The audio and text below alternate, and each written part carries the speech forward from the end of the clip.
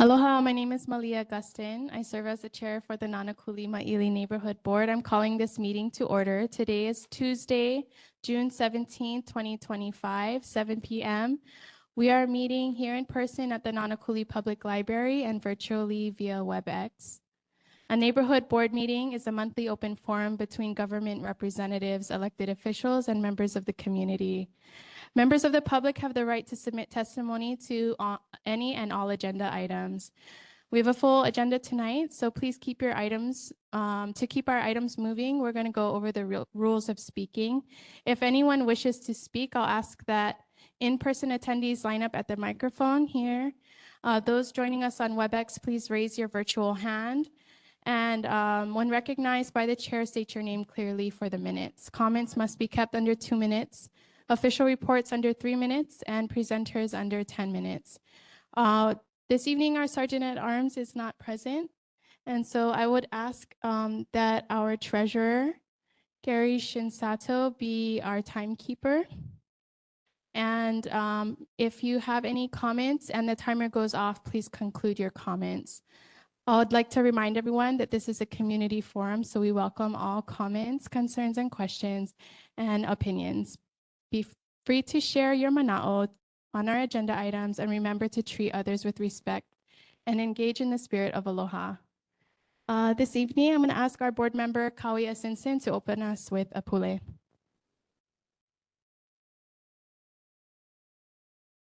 Aloha. Please bow your heads. Heavenly Father, we thank you so much for who you are.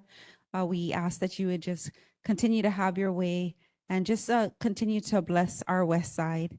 Help us to be mindful of who you are. Help us to be mindful of unity and love, walking in grace towards one another. We thank you and we praise you in Jesus' name. Amen. Amen. First on our agenda, we have the Honolulu Fire Department.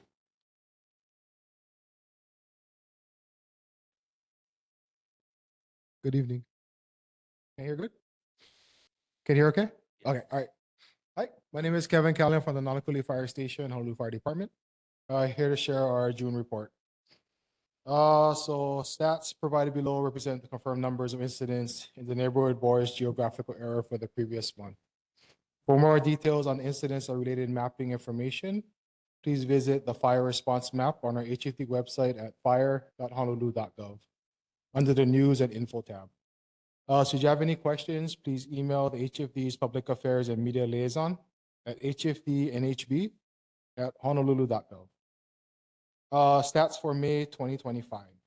For fires, we had 3 structure, 5 wildland brush, 12 nuisance, and 3 activated alarms, no fire.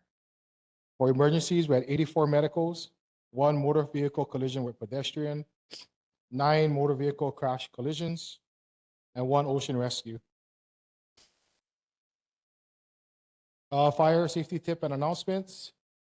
Fire safety tip, Honolulu Fire Department website announcement. The Honolulu Fire Department is excited to announce the launch of 2 new public data tools on its official website at fire.honolulu.gov, the Incident Trend Dashboard and the First Response Search Tool.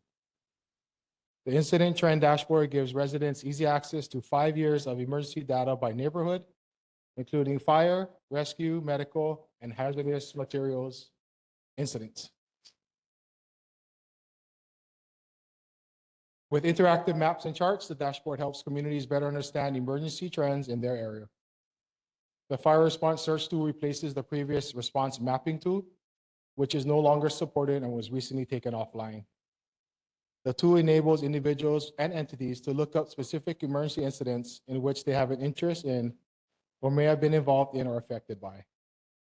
This tool also enhances transparency and provides residents with efficient and direct access to incidents in a secure and accessible format. Developed by the Honolulu Fire Department's Planning and Development Division with the help from the City and County of Honolulu Po'okela Fellows intern.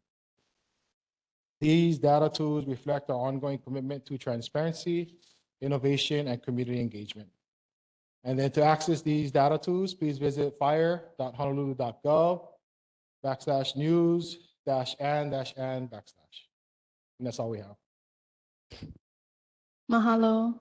Any questions from the community for Honolulu Fire Department? Any questions from the board? Seeing none. Thank you so much for your report. We appreciate your time and service. Thank you. Next on the agenda, we have Honolulu Police Department online. Hi, good evening, Corporal Corey District 8 Community Policing. Along with me, I have Sergeant Fumi Moroka and Lieutenant Marina Correa online. For the stats for May, motor vehicle thefts in the district was 28. We had 5 in the Nānākuli-Māʻili area. Burglaries was 14 for the district and 2 in our area.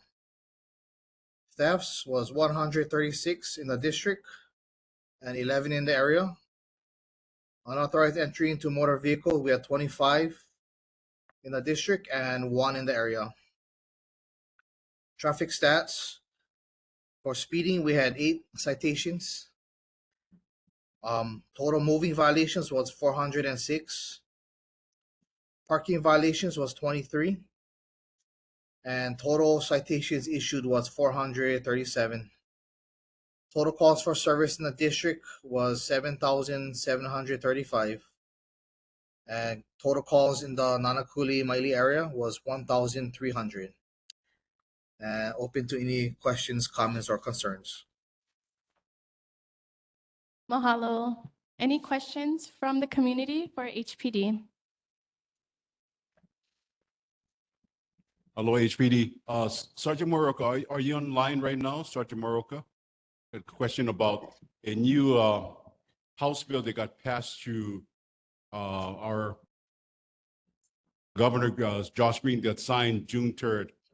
House Bill 103 relating to sentencing. Sergeant Moroka, the question is, if you're online, how will this new bill impact our HPD and our prosecuting office for habitual juveniles that's under the age of 21? Because it's going to be lessening their sentences if they commit felony crimes by shooting an HPD officer as such, et cetera, et cetera. That's the question. How is it going to impact HPD? Hi, Sergeant Moroka from DHCPT. Thanks for that question, Austin.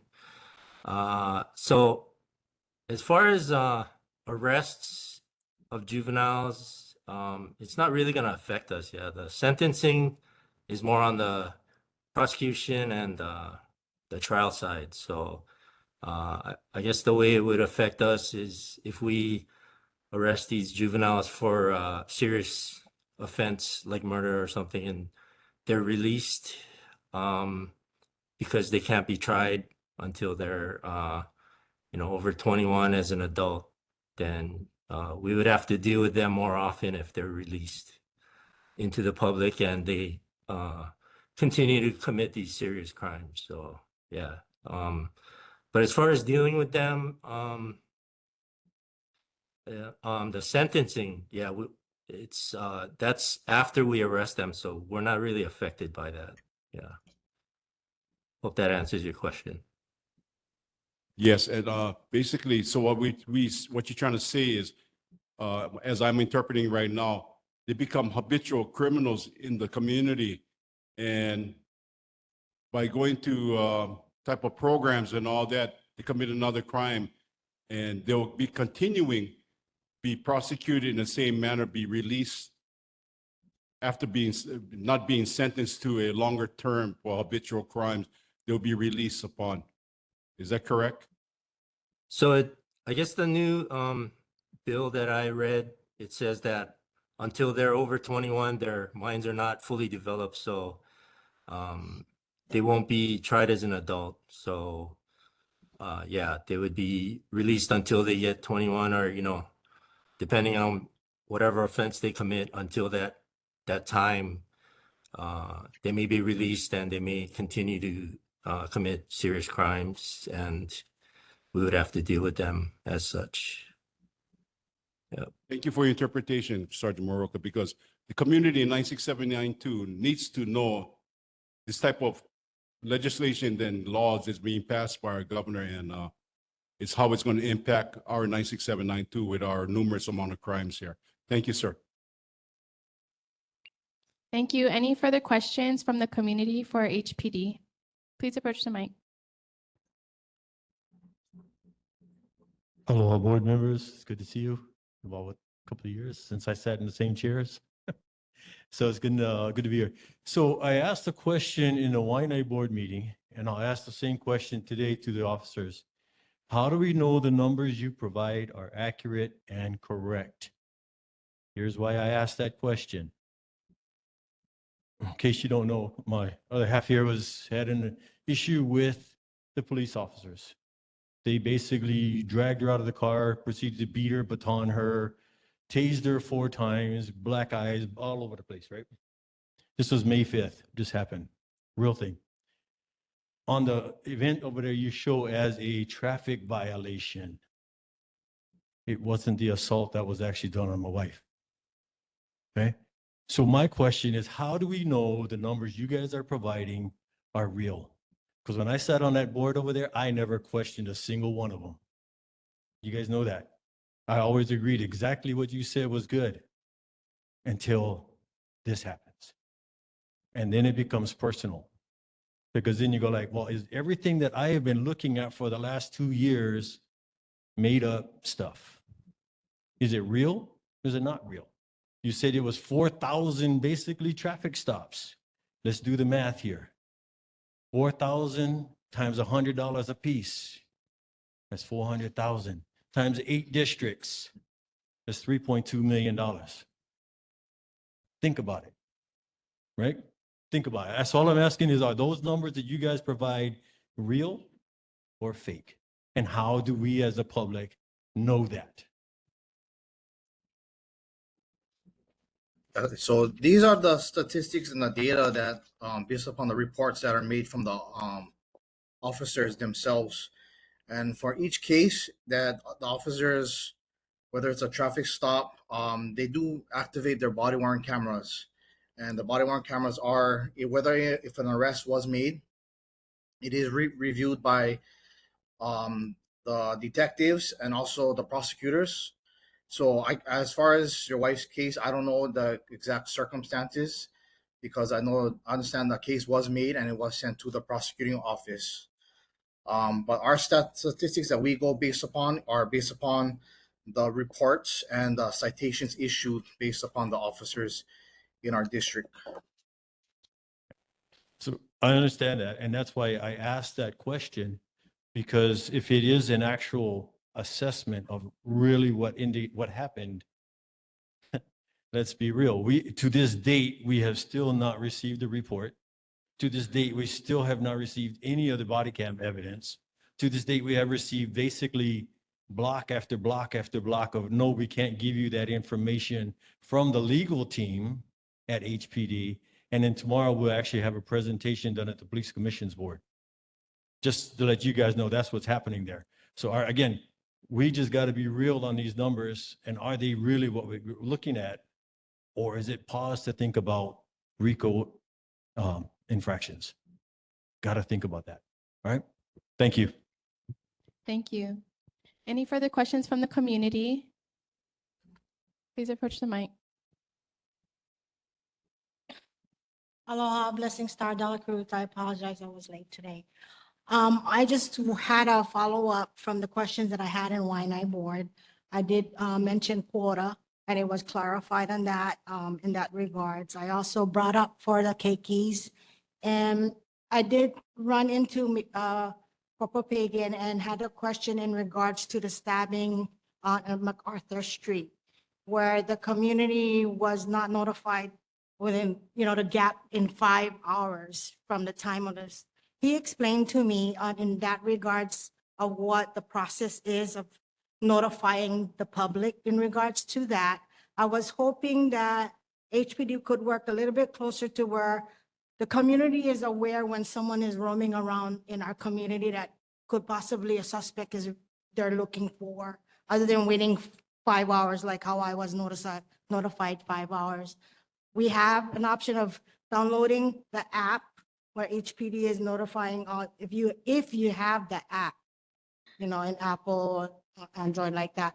But is there any way HPD can work towards where the community is, like, for example, that one, 5 hours, the dude is roaming Waianae Mall or something like that. I don't know. Even till this day, I don't know what happened to that. So is there any update on it? Did you guys catch the guy? Thank you. So we can probably check. I don't have the exact information regarding that case right now, but we can probably check up on that.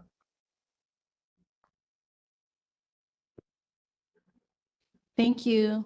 If you can please send a report to the neighborhood board so that we can relay that information of the summary. Thank you so much. Okay. Any further questions from the board? Board Member Ayo? You gave us the numbers of the different crimes and the ones that are happening in Nānākuli. Were there any suspects or known suspects apprehended in any of these burglaries, thefts, auto theft, and I believe, thefts? Any known suspects or anybody apprehended? That's the question. So those are the reported crimes, yeah. As far as arrests, we don't have that specific information unless we look it up. And if you want to look it up, you can go to honolulupd.org and use our crime mapping. I believe you can search for that specifically for this area and things like that. But as far as the report we give, those are the reported incidents. I'm sure there were arrests on those cases made, maybe not immediately, but after investigation and after, follow-up interviews were made with the complainants, video surveillance was reviewed, and suspect identified, they were arrested or brought to court, things like that. But yeah, as far as arrests, we traditionally haven't reported those numbers. Those are the reported incidents that we report. Thank you. Thank you. Board Member Asinson? Thank you. No question. Just wanted to comment and say thank you to HPD for accepting the partnership to help mentor our youth at Nānākuli High and Intermediate School. Just being a positive presence at Nānākuli High and Intermediate School the past couple months. So just wanted to acknowledge that you guys are definitely making that step to create or change the narrative and make it positive. Thank you, HPD. Thank you. Thank Board you. Member Myers? Thank you, Chair. Aloha, Sergeant Fumi. I wanted to mahalo you for following up on my request from last month. Major Beckley confirmed that she will be attending a CEAR meeting with all the city officials on this coming Tuesday, the 24th at 11 o'clock. I hope that other HPD officers that are involved with the WCAR will be there as well. So we look forward to discussing the updating of the MOU as well as an effective action plan to get the roadways open, the gates open so that the residents and community can use it in a timely basis. So I look forward, our committee members, Richard Lanford, as well as Gary Shinsato will be present. So we look forward to meeting with HPD as well. Mahalo. Yep, glad to hear that. Looking forward to working with everybody to do, have all the rules and procedures mapped out and proceed with that. Yep. Thank you. Thank you. Any further questions? Sorry, I got one more question, Blessing Star. Is the Right or Wrong program still going on during the summer for the children, for kiddies? I'm not familiar with that, right or wrong. Is that by, that might be with our community affairs unit, possibly? Oh, okay. Could Yeah, you I'm not follow up familiar with with that that, so but the we do have, community and our children could look into it? So maybe the summer program can get along and right along? Make the connection with sorry, the is that communities? that's a Can- ride along? Yeah, program? can. Yeah, it's Sure. called Right Along Program. Oh, ride along. Okay. Oh, Ride yeah, Along. yeah, we have ride along. Yeah. So That. there's paperwork that you can get at the police station to apply for It's ride still along. valid session. on summertime, right? Yep. Okay. thank you. There's no it's not seasonal. Not seasonal. Okay, great. Mahalo HPD for your time. We appreciate you giving the report and providing information so we can follow up next month. Have a great summer. Thank you, you too. Thank you. Honolulu Ocean Safety Department, in person.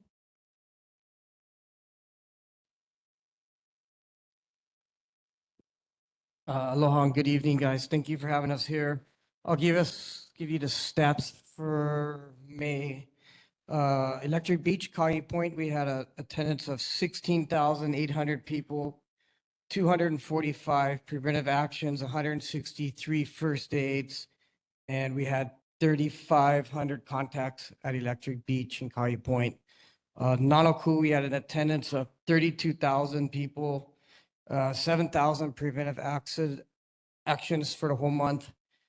We had 91 minor first aids, and we had a public contact of 3,675 people.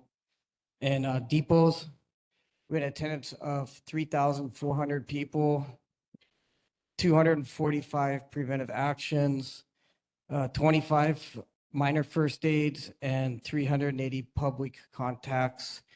And we did have one drowning at Nānākuli Beach Park, a 30-year-old tourist. That was, I'm not sure the date exactly, in May.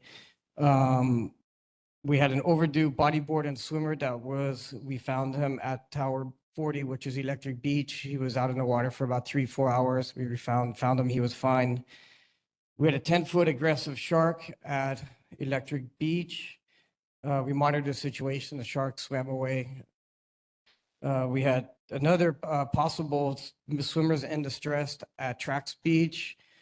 We found them outside by the drop-off. Our rescue ski brought them in, 2 people.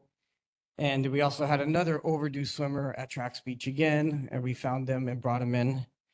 And we also had another shoulder injury at Nānākuli Beach Park for the month of May. It's been kind of a busy month. Any questions? Any questions from the community for ocean safety?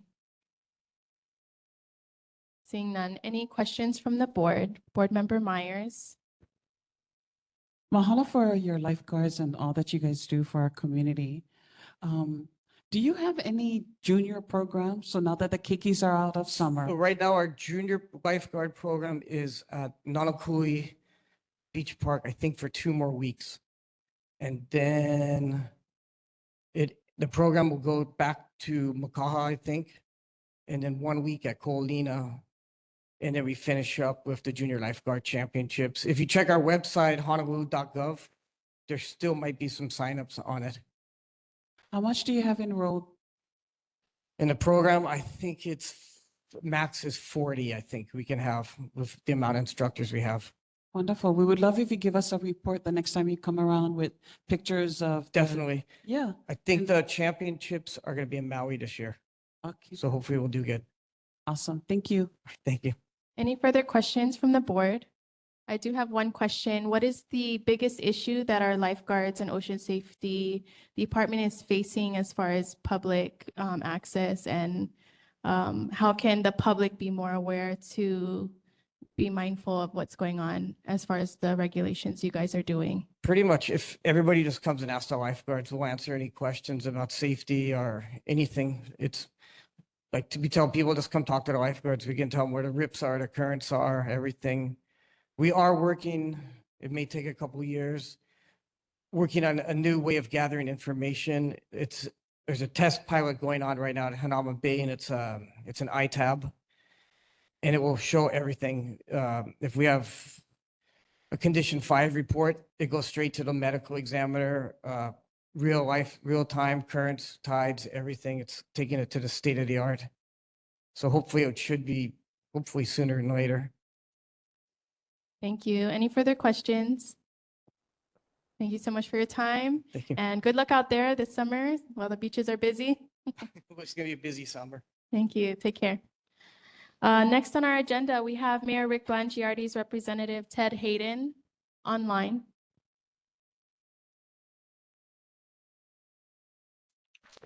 Good evening, Chair, board members. Sorry I couldn't be there in person this evening, but I do have a report for you tonight. So to start off with the highlights from the mayor's newsletter, Mayor Blangiardi and U.S. military leaders participated in the annual Memorial Day Remembrance Ceremony at Punch Bowl last month. Also, a highlight is the arrival of 17 new life-saving vehicles. Mayor is a historic day for Hawaii's emergency medical services. City's leaders also participated in a series of tributes to Honolulu Police Week, honoring fallen officers who died in the line of duty. A group of city bus drivers and dispatchers were honored by the mayor for an incredible 50 years of service to our community. And the city's annual joint food drive with the state of Hawaii culminated with the food bank finale at Honolulu Hale. So moving on to issues from last month. So the concern was regarding the landfill. Question was, can the mayor create an ordinance for future mayors and city council members to hold the same promises and not build another landfall in your community? So essentially, the mayor is not able to create ordinances. The city council creates the laws, which are the Hawaii revised ordinances. The mayor can propose ordinances to the city council for adoption. Mayor Blangiardi has made it a personal promise not to site a new landfill on the Waianae Coast during his administration. Unfortunately, he can't hold any future mayors to those promises. So any future plans will be the purview of the next administration. I'm available for any questions if you have. Thank you so much, Ted. Any questions Yeah. from the community for the mayor's rep? Please approach the mic. Aloha, Kalei Saucedo. The mayor had always asked what our community going to do. Our community is doing a lot of things. We've been watching each other the whole 96792. Now I'm going to ask the mayor, what more can he do? And not just depend on the community to do things ourselves. Now I want to know, what is he going to do for our community to better the whole 96792? Not Chinatown. 96792. Why not to Kayena Point? That's what I want to ask the mayor. The community did all they can. They're doing it, the diligent responsibility, keeping their eyes open. Now, what is the mayor going to do?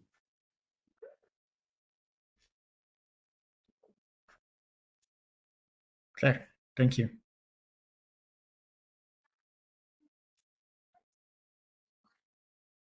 Hello, my name is Austin Salcedo.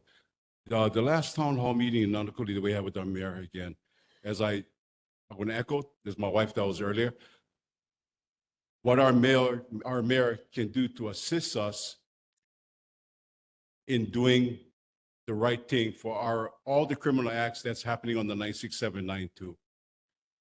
Our governor had just signed off House Bill 103 related to sentencing. This is going to impact our prosecutors, our city prosecutors. They had testified on the bill in opposition of that. So we're worried about all the programs that's coming into our 96792 with all these 21 and younger troubled adults. Is the mayor going to petition against this House Bill 103, petition and protest against it towards our governor's level. That's a question. We need to protest HB 103 against it. My name is Austin Salcedo, and I approve this message. Okay, thank you for your question. Thank you. Thank you, Salcedos. Any further questions from the community? Any questions from, oh, please approach the mic.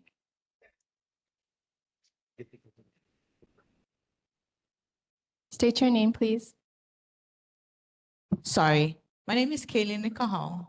I also want to recognize that I do have a nonprofit here in the 96792. It's called Workers Against Recidivism, right? Called the Waters Group. We do help recognize the at-risk youth as well as their families and the adults in the neighborhood. I'm sorry, I did it. I wasn't keeping up with the bills because we're doing outreach in the community at this time. And do you folks have a copy of that bill that Uncle Jesslyn talked about so I can see it? I'm just asking. Or I'm relate sorry. what it is? Thank you. Well, this segment is for questions for the mayor's office. And then once, well, we have our representative Ted Hayden here, and we can get your information to connect the two of you so that all that information you're requesting comes to you. Thank you. Any questions from the board? Board Member Myers? Mahalo, Chair. Thank you for the response from the mayor. So what I'm hearing is that Waimanalo Gulch is supposed to be closing at 2028. The community and the senators and the representatives for Wahiawa for the first proposal rejected it. Then Kapa'a Quarry, the people in Kailua and Kaneohe rejected it. So is the mayor going to honor and close Waimanalo Gulch before 2028? Is there plans, no matter what, a site has to be found. I mean, Oahu is Oahu, right? No matter what, Oahu's going to stay the same, whether you make the decision in 2025 or the decision in 2028 or the decision in 2040. Oahu not going to change, except maybe more development is going to take away more land that is going to be available for the next landfill. So again, I'm going to continue to advocate. We've had Waimanalo Gulch and PVT landfill for decades, beyond extension and extension and extension.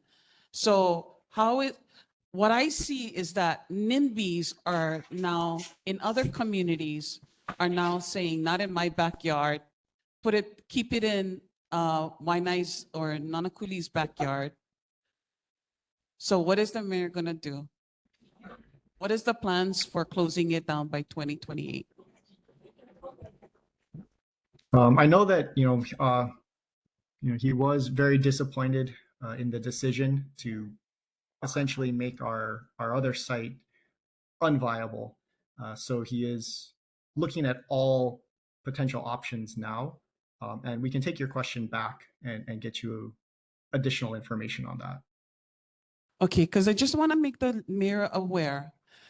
In our community that was representing Waianae-Moku, we've had a senator that was in office for over 20 years.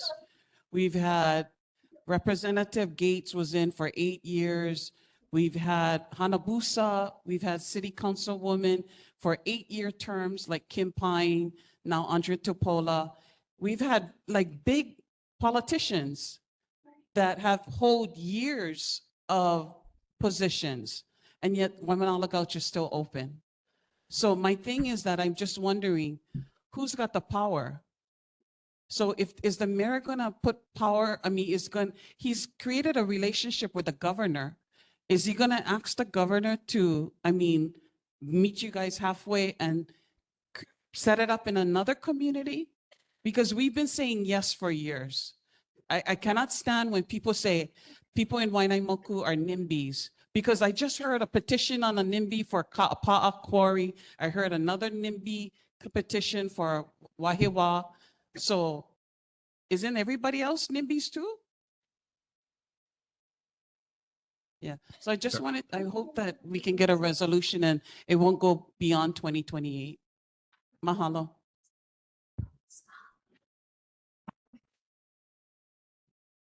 Mahalo, Ted. Any further Yeah. questions from the board? Oh, you have a question from the community? Okay, please approach the mic or one more question from the community.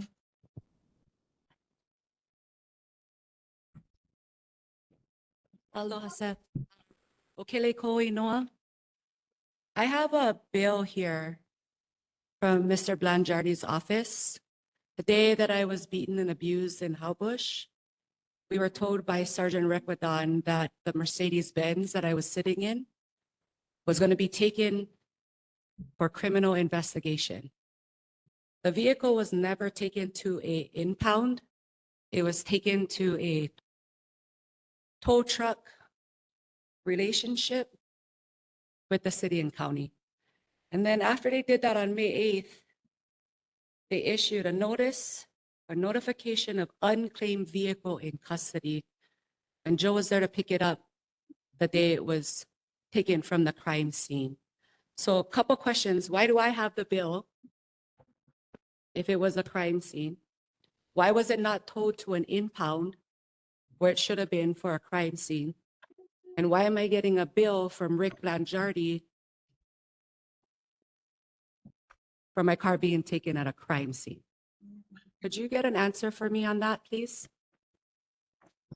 Yeah, we definitely can. Can we make sure we get your information so that we can follow up on that?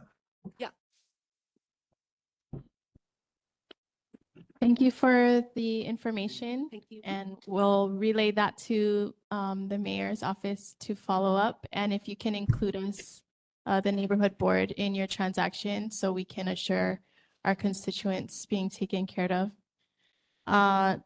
Next on our agenda, thank you so much, Ted. I appreciate your time showing up. And if there's anything further, please let us know.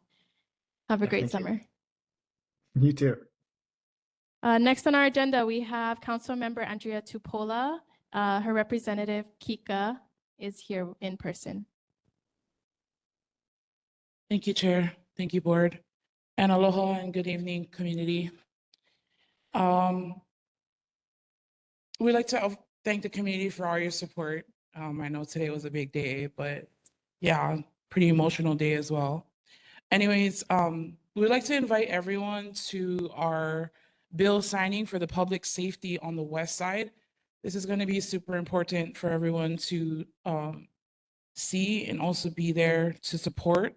It'll be on Thursday, June 19th, 11 a.m. to 12 p.m. at the Waianae Police Station. This will be regarding Bill 11, Bill 12, and Bill 13. And just to go quickly, Bill 11 is regulating and registering gaming devices similar to laws in Portland, Oregon, to track and restrict the use of gambling machines. Bill 12 will be mandating systematic corporations between HPD and DPP, creating a structured process for law enforcement to support and assist in the enforcement of building and zoning violations commonly associated with illegal game rooms. Bill 13 is authorizing HPD to act as an agent of property owners to enter and enforce lease provisions that prohibit illegal activity, making it easier to shut down game rooms without placing landlords in dangerous situations. So it's Bill 11, 12, and 13. We will also be sharing a little more of our public safety plan that we have collaborated with everyone in the West Side community, all neighborhood boards, leaders, and community members. Other than that, I have nothing else to report and I'm open for questions. Any questions from the community for Councilmember Tupola's office?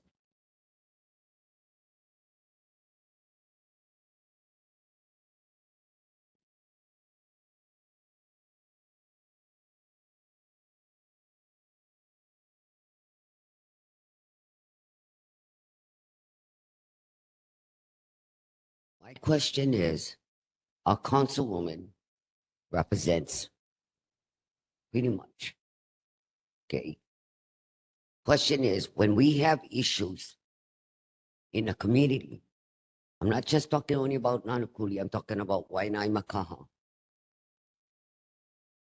And when there is a meeting that she had tried to collaborate because of disputes, and the meeting got carried away. You know, you had outsiders, which is supposed to be only residents. You had outsiders. And this is not a game thing. This is a reality thing because the disrespect to the residents. As she called that meeting, why didn't she control that meeting instead of having somebody that is not even a resident control that meeting? That is a big concern that I have because you're a council person. You call in your meeting, you control that meeting. Not some Kupuna council or anybody that they coming down and controlling the meeting. Let's be realistic about that. You know, that was very concerning because residents was very upset. And I was upset because when you turn around, have other people coming to that resident's house, a Kupuna dropping F-bombs, that's very disrespectful. So next time we should have a meeting, take control of the meeting. That's my concern. You know, that's my concern because that's what's unacceptable. Unacceptable. The other thing is, in Waianae, she do a lot of things in Nānākuli, but you got to remember, 96792 is all the way down. What affects our side affects Nānākuli. What affects Nānākuli affects our side. My expectation, maybe it's too much. My expectation, maybe it's too much. But what I'm trying to say is that I expect more communication, collaboration from a councilwoman. You know, I do expect that. And you guys know me. I'm a straight shooter. If you can, you can. But communication with our neighborhood boards is very important. Control your meetings. Do not let it happen again. Thank you. First of all, please, I'm sorry, Blessing Star Dela Cruz. First of all, please tell Andrea, congratulations on her. Address the chair because Sorry. the people online need to hear. Sorry, and I apologize. That was for both of our speakers. If anybody would approach the mic and has a question, please speak to the board. Okay, And I apologize. we will take the question. I was just Thank you. introducing myself, Blessing Star Dela Cruz. I extend my congratulations to Andrea, and that was what I was saying behind mic. I just need clarifications.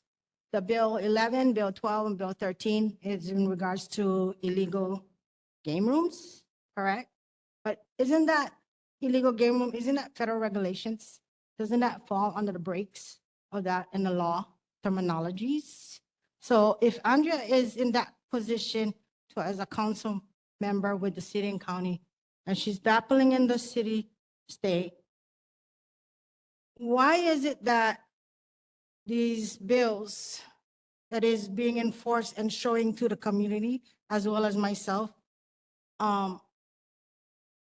game rooms, that's federal regulations, kind of statutes. What is she actually doing is my question. And with the RISE issue thing, I didn't get notified. I wish I was there, but that question rose to me to where she called that meeting for what position? Was it she in position for the RISE to tell the community what was their plan, the RISE? Or was she in position to represent the community to give their concern to this RISE person? Because this RISE program is falling under federal regulation laws. If you're gonna talk federal and you're gonna use federal, be facing federal charges.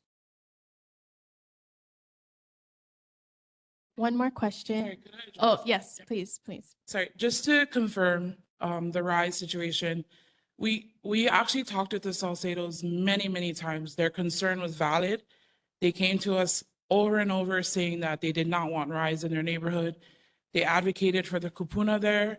we said, you know what, we'll write a letter. There was many letters that was wrote to Carla Hauser for RISE, stating that we needed her to be transparent and communicate with the neighbors. We never got feedback. It was really back and forth for about a year, I believe, almost. And then we finally got feedback from her, and Andrea said, you know what, we really need you to meet with the community on Julio Road. So a lot of this was a miscommunication. People showed up who wasn't supposed to be there, to be honest.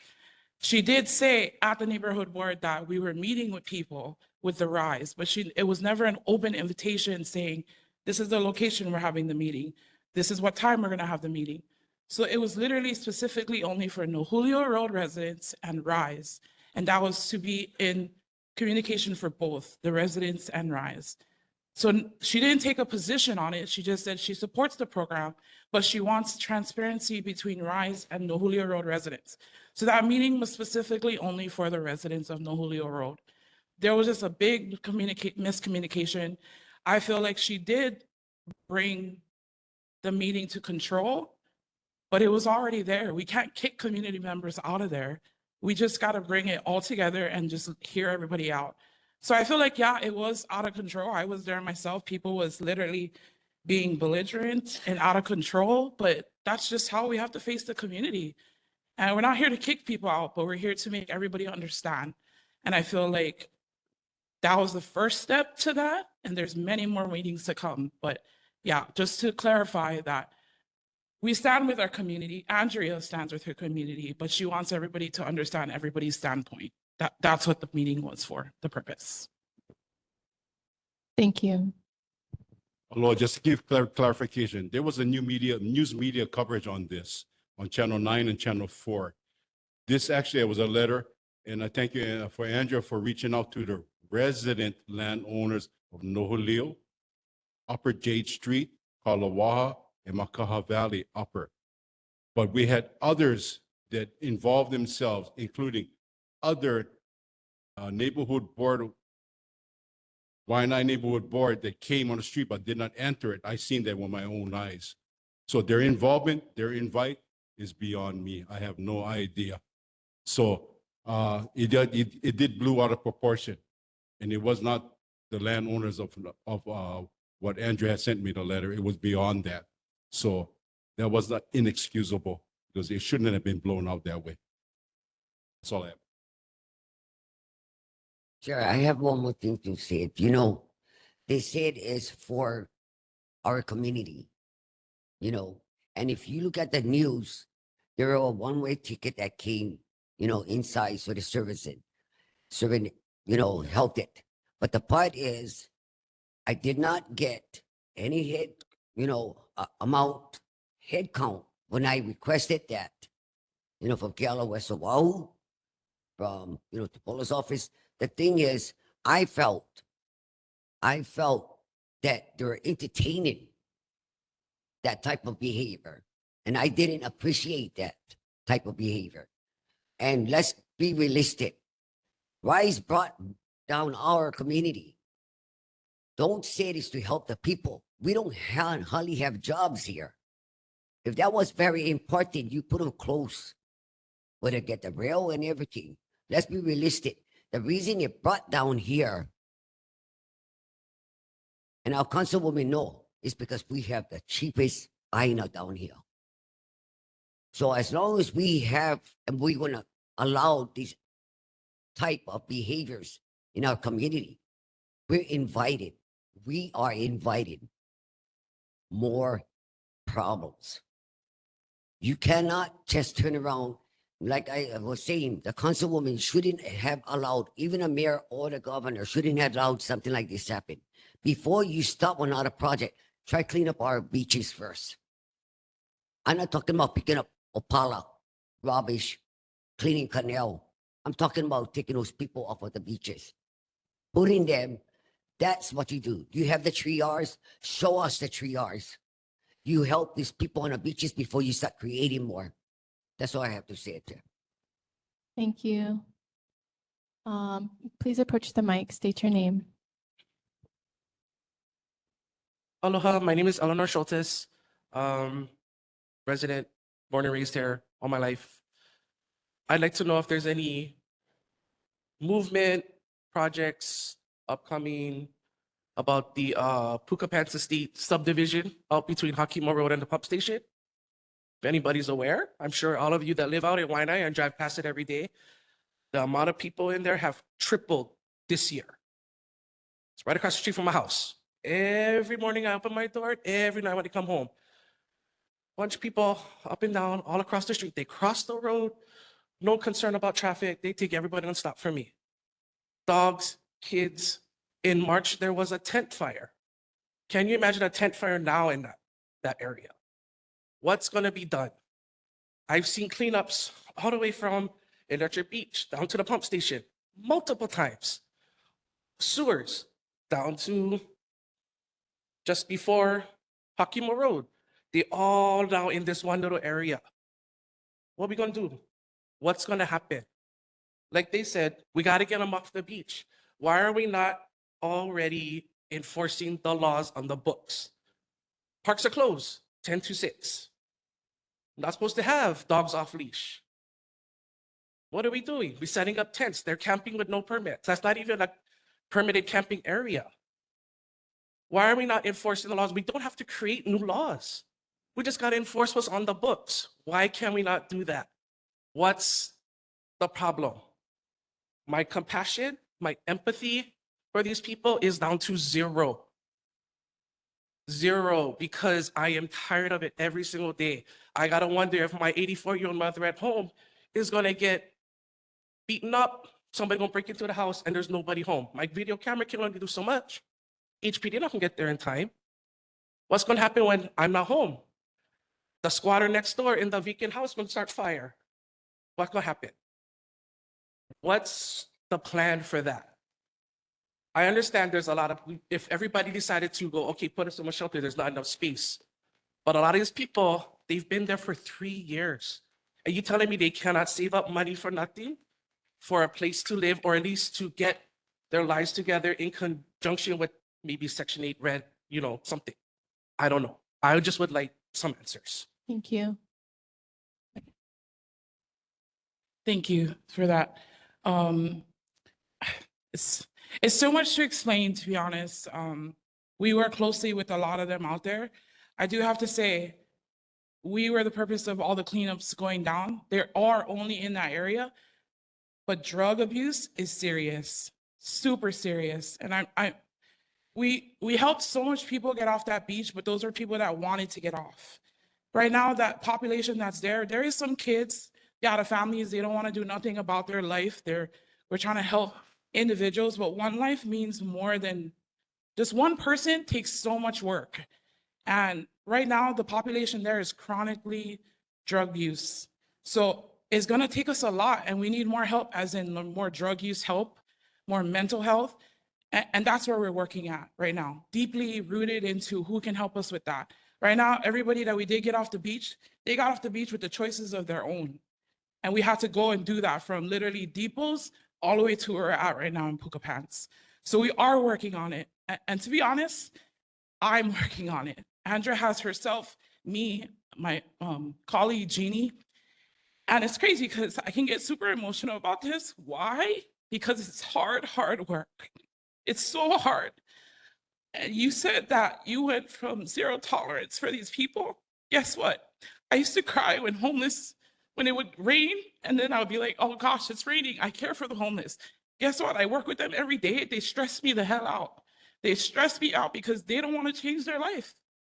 So we're doing something about it, but it has to be legal instructions, policy. And she said it, we cannot change the policies we already have. We're trying to fix them. You may not know it, but we can give you guys more details on everything that we have, the plans that we have. And I live across the street over there too, to be honest. I have to come out of the street and see that every day. So I feel you. I get that. We all do. But it's going to take a lot of time and a lot of support from the community, a lot of support from our bigger upper hand, the legal systems, everything. But it's big drug use. That's the big problem. So every time somebody asks us all the time about homelessness, I get super emotional because I'm out there literally every day, walking after hours that I work to go out there and see who's out there. If you ask me, I know everybody by name out there, everybody by name. But do they want the help? No, they don't. But enforcement does have to help us with that, and they do. I give a round of applause to our CPT team. They help us out every single day when we call. We just need help from the higher ups and to the community. We just thank you guys. Thank you, Kika. And to mention with that, we all have family members in the community. And if we have a family member who has chosen that lifestyle, members of the community also have a responsibility to these people. And so reaching out to those family members and taking that as your kuleana as members of the community to take them off the beaches, that can be part of the help too. So thank you, Kika, for the sacrifices you and your office make to reach out to the community in that effort, especially when they don't want that help. So it's a very unthankless job, but we just want to say thank you for your time. Thank you for this opportunity, and I want to thank Kiki here for that heartfelt. I myself have history of being houseless. I have personal skin in it. So I just wanted to thank the clarification that Kiki provided from her office. Also mentioned that the mayor does have an open door policy. So I'm hoping Andrea has an open door policy, right? Okay, so perhaps the community would know that, you know, in that sense that Andrea also has an open door policy in that regard. Thank you. Thank you. Last question from the community. Thank you. Aloha. I'm Kelly Kahal. I was born and raised 89755 Wakanui Avenue, Nānākuli, Hawaii, 96792. Because I never had the other half Hawaiian, I had lost that house. And I was living on the beach with Uncle Boogie and my two kids in Makaha. You know where the guy Samson was fighting for? Over there. I wasn't on drugs, I was homeless because I had two kids and I was working full time. My husband at the time violated a probation. He had to serve 1 year. I was living out there. Went to school, had my two kids. I just telling one story because I like tell something why I'm doing my nonprofit. Came out of there, did good, moved out because I never like lived this side. Too much trauma. But every time I come back home is because this people call me home. Because from that beginning all the way to the end of the earth, I call it the end of the earth because that's our home. My foundation and nonprofit is called Workers Against Recidivism Rate. We cannot stop the crime. We cannot stop the drugs, but we can lower the crime rate. And that is our goal as the Waters Group. We're trying to stop. The goal is to stop that revolving door. I'm going to tell you right now, my VIP guys have come out of federal prison to help me to walk in those streets that these people do not want to stop. Thank you. All of these things. I just want to say something. If you can state your question to The reason to why police. is because we went to these people that we so-called politicians to ask for help.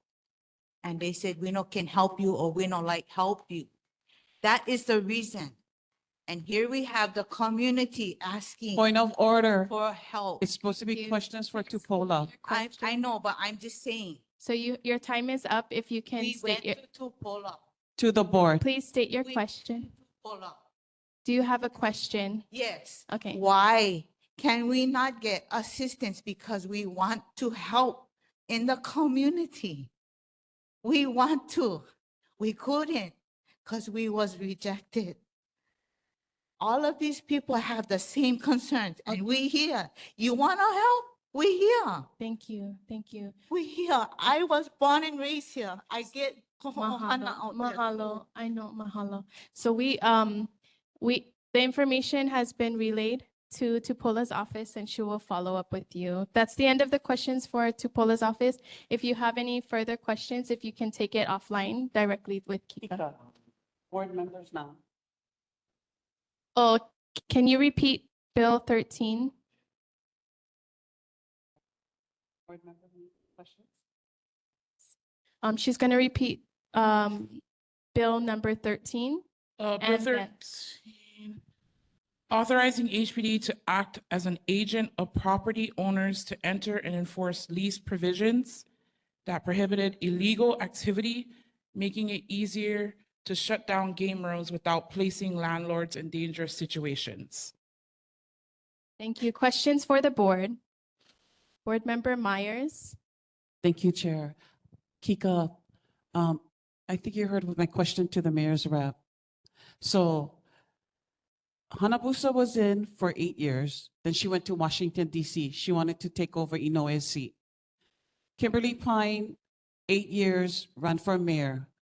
Now Tupola, she's going to be 8 years, and then she's going to run for mayor. So my question to Tupola now is, we as a community, already 2 prior council members ignored the shutdown of Waimanalo Gulch. So I'd like to know what Councilmember Tupola, now that she's the vice chair of the council as well, what is she and the council doing to ensure, to assist the mayor and administration, his administration, to shut down Waimanalo Gulch by 2028 and have a new Waimanalo Gulch? Now, she has to look at her other city council members because Kapa'a is part of Esther Kia'aina's district and they wanted to shut it down. Or they actually, got their way because the mayor's saying he's not going to put it in Kapa'a Quarry. Same thing with Mahewa, another council member for that district, right? So according to Senator Favela, they want to put it in Eva. So why is it staying in the leeward coastline? We already have to deal with the hot, humid air, which means we have to deal with wildfires. We already have to deal with the largest solar farm. We have Waimanalo Gulch, we have PVT landfill, we have Waianae. How many communities, how many city council communities have a wastewater treatment plant like we have Waianae wastewater treatment? How many communities in other city council districts have Hiko power plant? There's only 2, Pro City and Kahe. I mean, how many districts have the infrastructure that we have? And then also the homeless population that we have. So I want to know, she wants to be mayor. What is she doing now? Because the others have failed us to work with the city council. Can she report to us next month as far as what she's done so far to work with the mayor's administration, and how is she going to assure our community that it's shut down by 2028? Because mayor, as he said, he promised us and he cannot speak for a future mayor. So we need it to be shut down by 2028. If this mayor is promising us that he's not going to entertain those 2 landfills, potential sites that were Ohikilolo Ranch and Waianae Valley was supposed to be Waimanalo Gulch Part 2. We're NIMBYs for that. Mahalo. Mahalo, Kika. Appreciate your time tonight. And we look forward to a follow-up next month. Thank you. If you can request for her presence to answer the bulk of the questions. Thank you so much. Next on our agenda, we have resident and community concerns. Please approach the mic and state your name. Any questions online?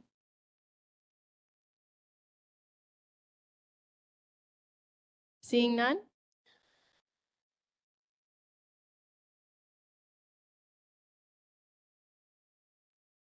Just to set the clarification, yesterday's meeting on Nahulio Road by Andrew Tupola, the neighborhood participants from the neighborhood board, there was 2 neighborhood board officials, but one came in his own capacity because his son-in-law couldn't be there on Nahulio Road. His name is Richard Lamford.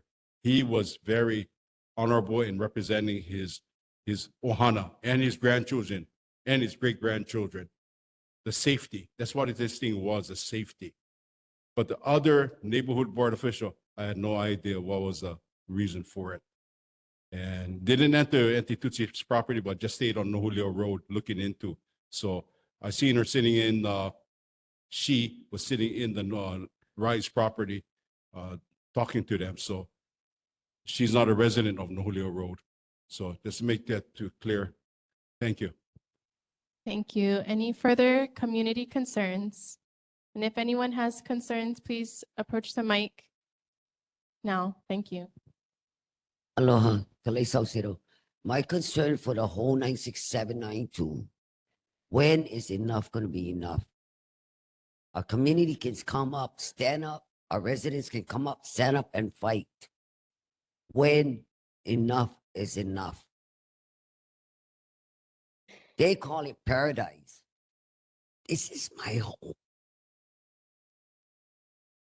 Are we going to wait until they price our kupunas, our residents, out of our homes? No matter what it takes for our community to be strong. It doesn't matter whether it's Nānākuli-Māʻili, Waianae, or Makaha. Paradise is our home. We got to put a stop on these guys. Continue coming over and doing what they want. Gentrification is destroying our home. And what we have, the same thing we have. Lahaina, pristine, beautiful beaches. You think about it. Lahaina, look at Waianae. It's no difference. Beautiful beaches. We alone in 96792. You folks gonna have to come together. It don't matter what. Waianae, Nānākuli-Māʻili. This paradise is our home. And we need to stand up and fight for our home. Because if we don't, our kids is in danger. The grandchildren is in danger. Gentrification is taking over. We need to stand up.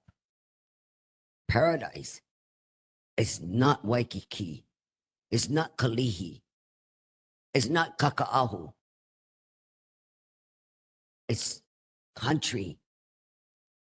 I remember it was only 2 lanes. Now you get so much lanes, you can't get out.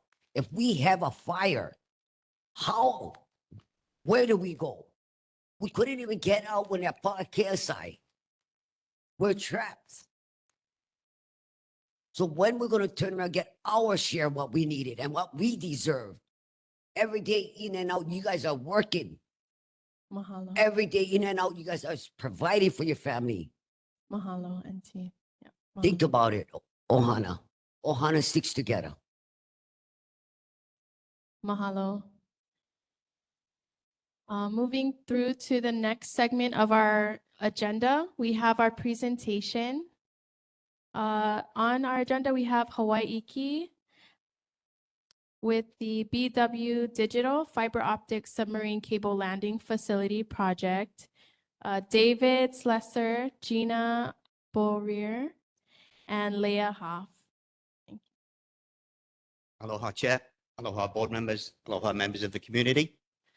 We're here tonight to talk about our latest project. We're actually here through invitation from the London Water Committee, and we'd like to thank them all for their contribution and feedback and guidance on getting us to this evening. So we're looking forward to that. My name is Dave Slesser. I'm working as a project manager for our latest initiative. This is my colleague Gina Barrea, who's part of the team based in the United States. Hi, I'm Gina Barrier. I'm the Senior Vice President for Business Development. I live in Texas, and I'm very excited to be here in Hawaii with all of you to share our project. So thank you. So before we get into any detail as to what the project actually entails, I'd just like to set the scene on where our business actually sits in the Hawaiian development and continued connectivity to the rest of the world. Okay, So the key point I want to make at this point is that submarine cables, which is the industry that we're invested in, are actually an invisible yet an essential infrastructure. We actually play on the left-hand side of the screen you can see there, which is in the first mile. We provide the infrastructure that brings connectivity, the internet connectivity from servers around the world. Today, we bring it on the Hawaii submarine cable, which is in our Oahu cable landing station just down the road. Hawaii is actually served today by 7 other cables, which provide international and domestic connectivity, interstate connectivity. Submarine cables actually only have a given lifespan. Typically, they go into the water, and that lasts for 25 years. So out of those 7 cables that are in the water today, 2 of them are reaching the point where they're going to need to be planned for replacement. The Hawaii cable was the last submarine cable that landed on Oahu. That was in 2019, and it's been providing international connectivity to the west coast of the United States and also through the Pacific Islands since then. Newer cables need to be planned. The planning cycle is actually quite long, and there's a lot of information and thought that goes into that process. In particular, islands like Oahu, where we actually have to take into consideration the environmental considerations, everything else that goes along that with, as well as the impact on the communities. So what we're planning to do is create some infrastructure to entice new submarine cables to land on Oahu, which will then be used to connect to the middle mile, which is the center of the screen there. Now, what the middle mile is, that's the connectivity between the international submarine cables and the rest of the islands in the Hawaiian state. Now, there's been a few presentations lately from a couple of other infrastructure projects that talk about state-funded investments in those cables. And what we're doing is we're encouraging international cables to connect to those cables. So people do ask us, so what's in it for the community? It's a tough question for us because we are an enabler as far as we can see. The last mile, which we've shown on the right-hand side of the cable, those services are provided by your local service providers. So what we do is we enable connectivity either through fiber optic to your home or through wireless to your mobile phones, high-speed, reliable internet connectivity through the last mile to the middle mile and then to international servers as we're going through. And I just want to dispel a myth. A lot of people at the moment think that majority of internet traffic is carried on satellites. Well, that's not true. So 99% of the world's internet traffic is carried on subsea cables. And to carry that traffic, it is a limited resource. Right now, there are about 450 active submarine cables on the ocean floors around the world. They have a limited lifespan and they need to be replaced. And so what we're trying to do tonight is to get your support to provide infrastructure for the next generation of submarine cables to be landed on Oahu. And just so everyone's aware, so these are the cables that lay on the ocean floor. So they, traverse the globe and they're laying on the ocean floor, but they're very small cables and they just have little bits of fiber optic cable in the middle of them. And that's what actually carries all the communication infrastructure. So you are more than welcome to kind of take a look at that after somebody else.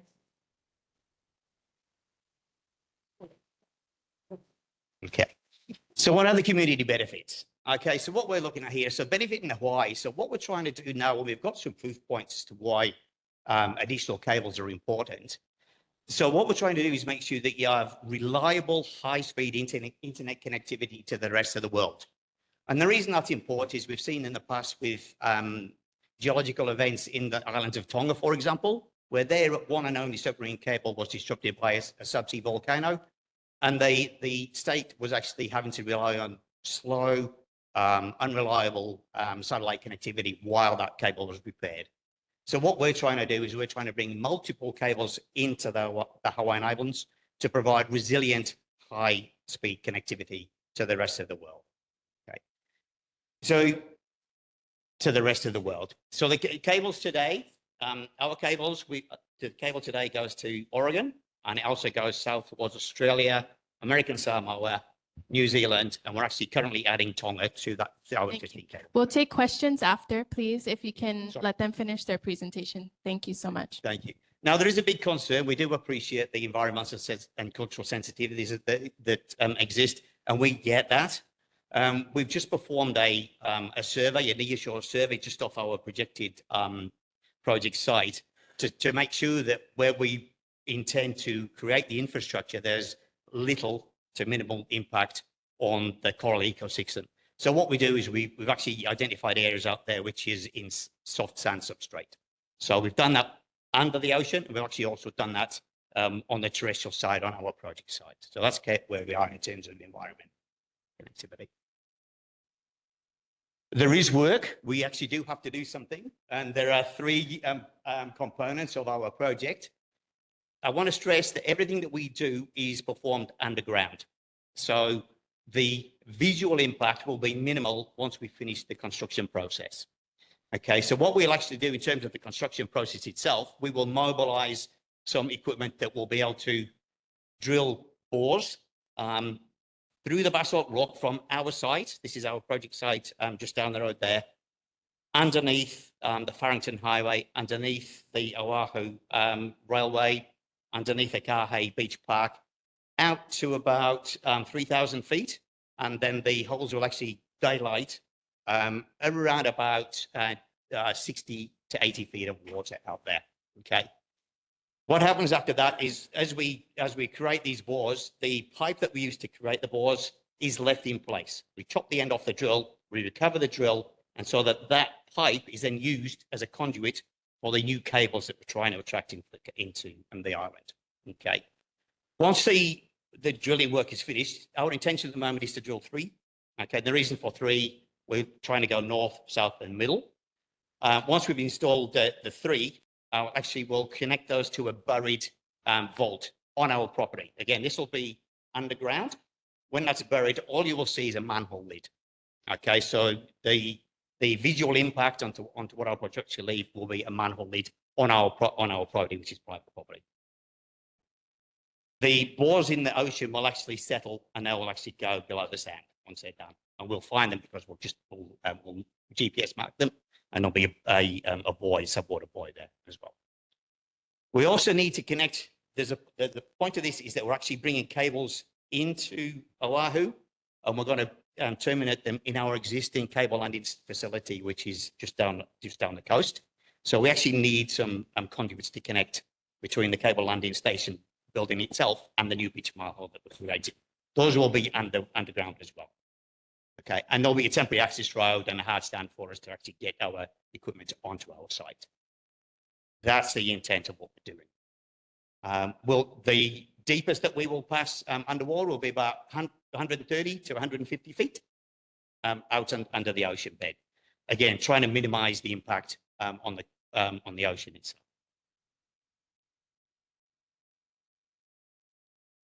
So as I mentioned before, we were invited here by the Land and Water Committee, and I just wanted to give you a recap.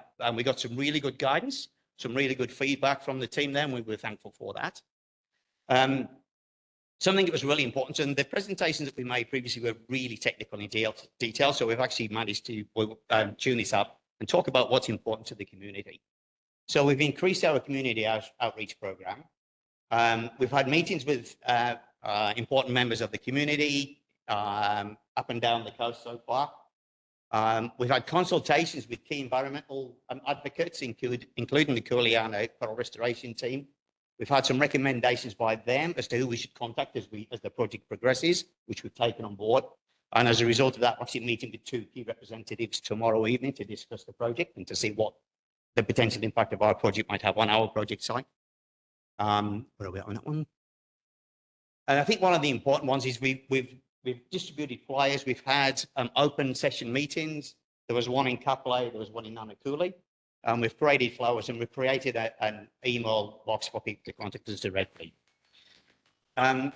We've also performed environmental and cultural studies on our site.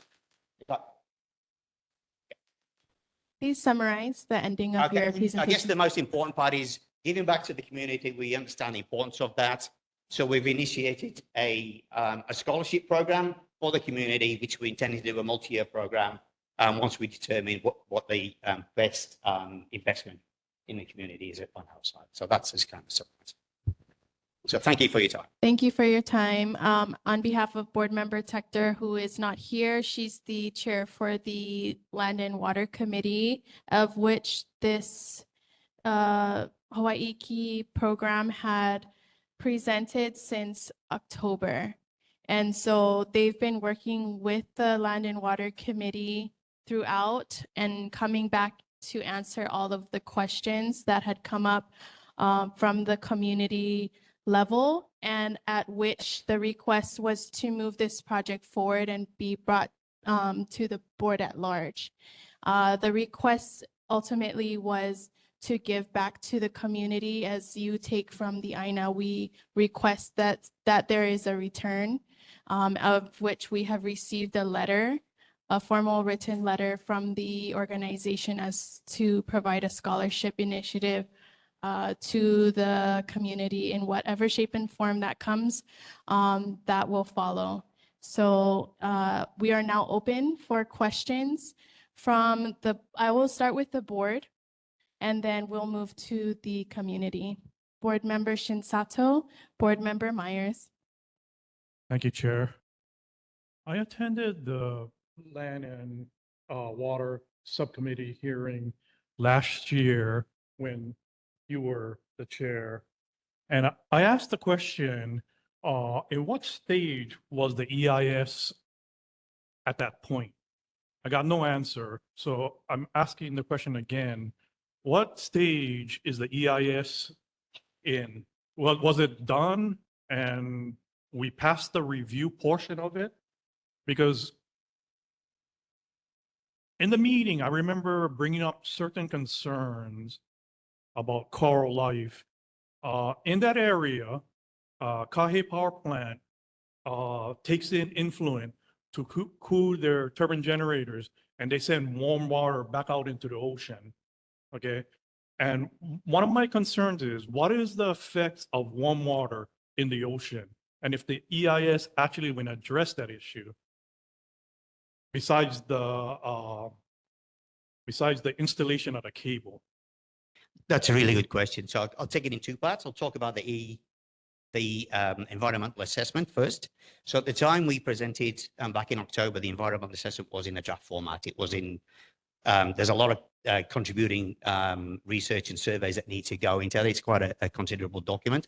So we were working our way through that. And part of that was what the impact on the subsea, the endangered species and all the good things that go along with it as well. So since that time, the environmental assessment has been published for public comment through DLNR. There was some good feedback. We had some good feedback, especially from Kuleana Coral Restoration Team, on your point. I think there's some concerns there about the migratory animals, the spinner dolphins. I think there were some seals in there that they needed some consultation. We managed to sit down and work with them and address those issues. The point about the Kahe outflow, so that our bores will actually punch out beyond that in soft sun substrate, so they should be little if no impact on that. And so the warm water impact on what we're doing is negligible from what I can see. So I'm not sure that answers your question on that part, but I don't think the two are related in far projects. So you did an assessment rather than one impact statement then? And that was by whose direction? Yeah, so there was an environmental impact statement created for the Hawaii submarine cable bore, which was installed back in 2017. So the predication on that was that because we are drilling from pretty much the same point on land underneath the same substrate, so it's basalt rock, that it would be similar, not the same, but similar. So the impact would be similar. Okay. What we did in addition to that was a cultural impact assessment when we've actually revisited specifically what happens outside with a nearshore survey. So we've actually done a survey of the land that's likely to be impacted. So maybe a little bit more detail that we've connected into that, reflecting back on the environmental impact assessment that was done back in 2017. Okay, so let me just, for clarification on what you just said, there was already a cable and an environmental impact statement was done in 2017. Yeah. And you just piggybacking off of that 2017 environmental impact. Yes, that so you're just doing an assessment at this point. Yeah, for the that second environmental impact statement was performed by us. So it was, it was thought at the time that it would make sense. It's a similar project, to use the same. Okay, thank you. Thank you very much. Yeah. And so the comments from Kuleana Coral were provided, and there were adjustments that were made to fit that they are not boring within the coral reef. They are remaining where the sand pits are. So there's less ecological damage in the area that they're going to be putting the lines in. That's a good point. I'm not sure if you recall the presentation we made. We showed that there were 6 potential bore tracks.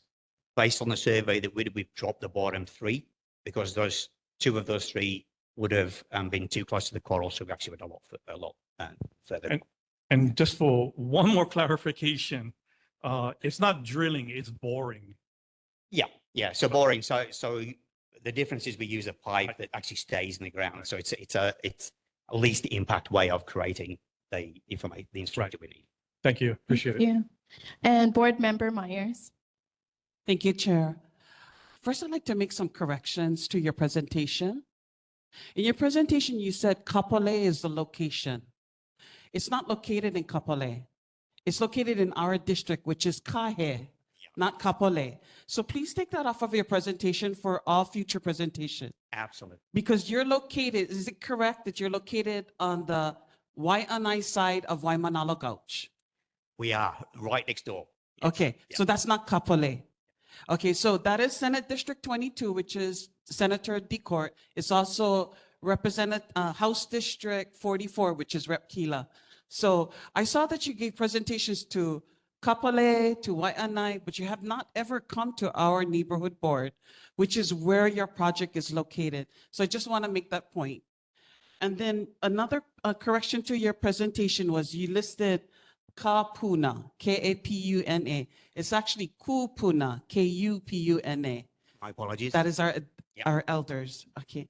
So my very first question is this the only location that Hawaiki is going to drill under cable in the entire island of Oahu? Is this the only location? Yes, it is. And the reason for that is we understand the lay of the land, given that we've done it before. And back in 2017, it's ideal for the submarine cable approach to Oahu. And the reason we chose Oahu is because the DR Fortress and Oahu data centers are located in Honolulu. So it's easy for us to get international data out of the ocean and connect to those sites. So that's why we've chosen Oahu. There's no other location on the whole island of Oahu that you can do the underground cables that is not near residential areas. Is that what you're telling me? Or beaches that we swim at? There are other submarine cables that already land on the west coast of Oahu. So what we're trying to do here is create separation and diversity from them to minimize the impact of work happening in the same place at the same time. Okay. My second question is, how much federal funds, our tax dollars, have been put into Hawaii for this project? None. Okay. How many? This is a private investment. Nothing. No taxpayers' dollars. Nothing. Okay. How many? Not even tax credits. Nothing. Okay. And then how many state and city funds have you received? Nothing. This is a private investment.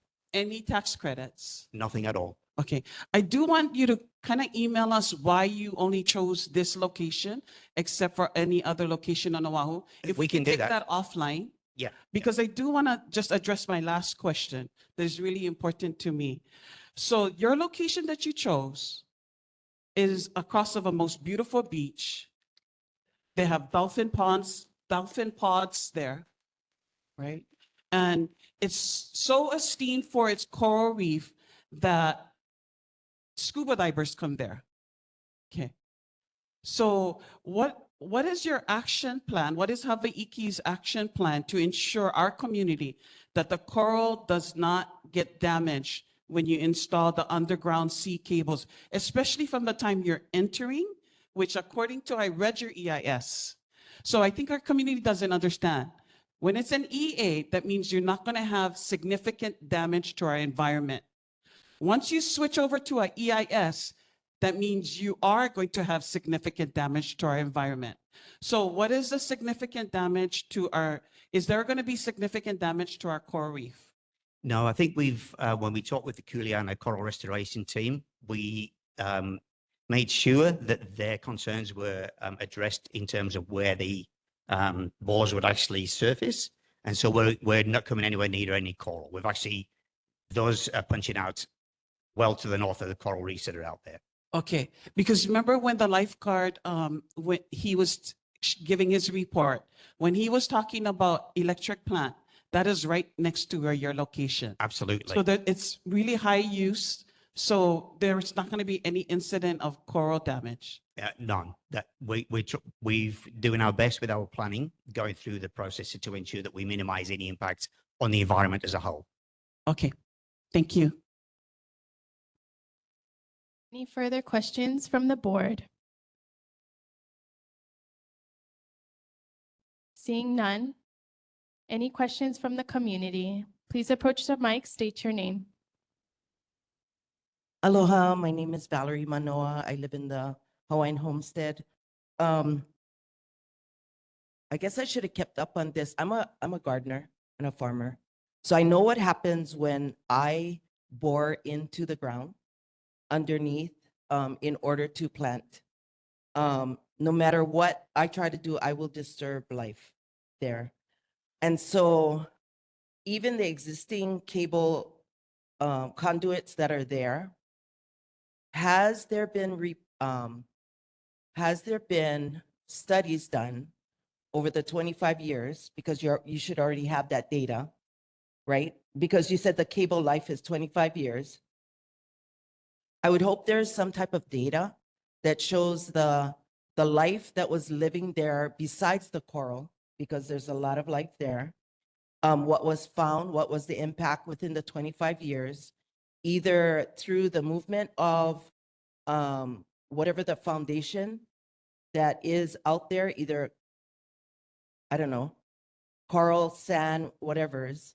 Does any of the vibrations, if there are, sorry, I don't know, that's why it's a question, all the cables going through the conduit, and how would that affect other marine life besides the coral?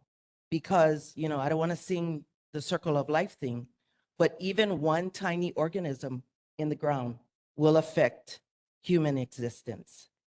Yeah, so I would think that there would be some kind of report after 25 years.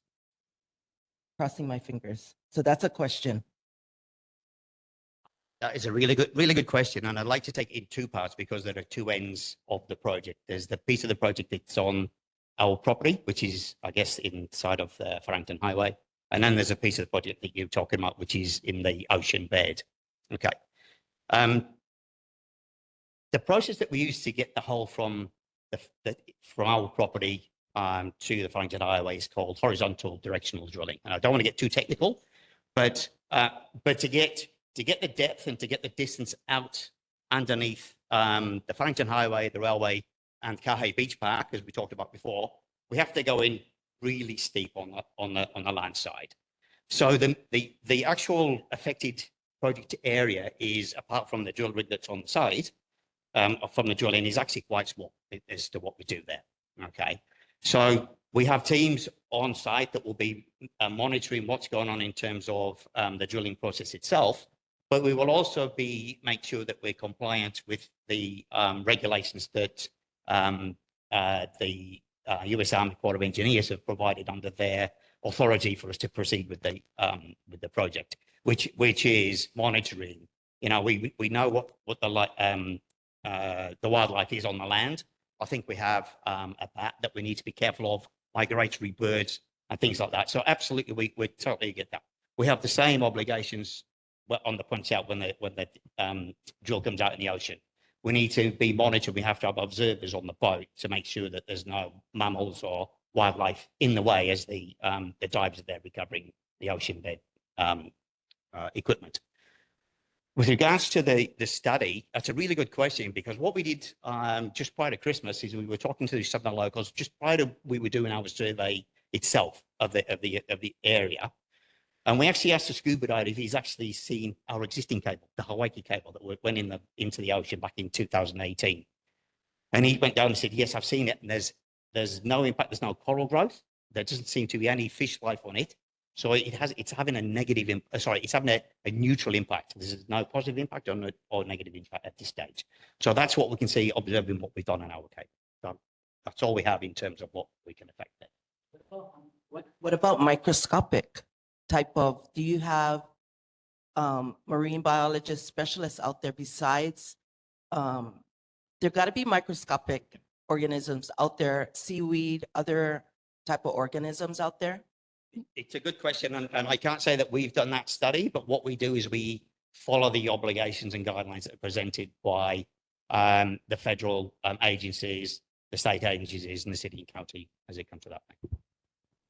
Thank you. Next question. Aloha, Blessing Star de la Cruz. I'm just following up with sis here, 25 years. I'm only asking 2018, you first dropped it. That's the information you just gave us. It's 2025. What do you have statistically, all the information? Does it affect our dolphins and so forth on there, microorganism and all that, right? You answered that it was around your surrounding with your property. I'm getting confused and I need clarification on that. If it's your property with your business in this regards to the Hawaii, but also, you know, with Umbrella, your BW Digital, working with the Kulana Coral, right? Correct? Which direction is your also giving back to the community? So it's actually not your property, it's actually the Ohana, you know, here, right? Correct?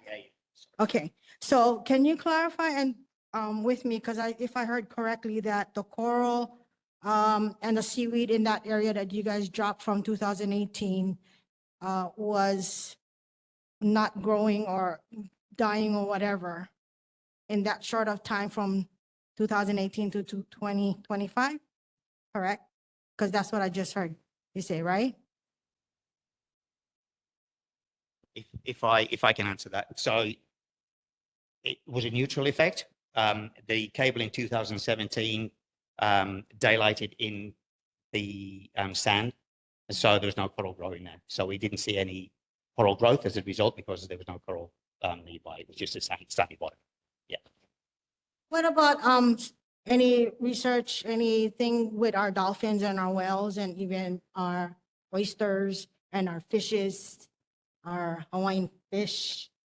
Do you have those studies? So there's no studies, but that's a question that affects our industry around the world because, you know, the submarine cables, we have dolphins around the world, okay? And I'm not going to, but the cables that are on the ground carry light, okay? So they don't emit any signals or anything that could interfere with the mammals or marine mammals. Sorry, I know you guys are so close to each other, so it's almost you want to talk to each other, but we want to speak into the mic so that especially those online can hear.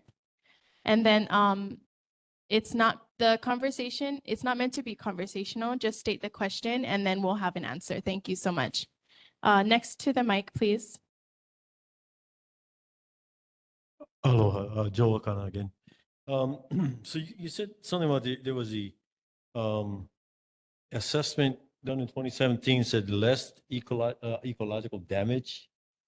You mentioned something about I got a question. When they used to run the old telephone cables and it would sit on the bottom of the ocean floor, you mentioned something about boring down 150 feet, and then how far out are you going to be boring out on the line? Is it? I mean, it's that ocean drops off pretty quick and it goes down to about 16,000 feet. So just curious, are you going to be under the ground all the way down through 16,000 feet and all the way out to wherever you're going, or just down to 150 feet or 3 miles offshore and going from there? And I got another question after this. That's a good question. The length of the bore will be 3,000 feet.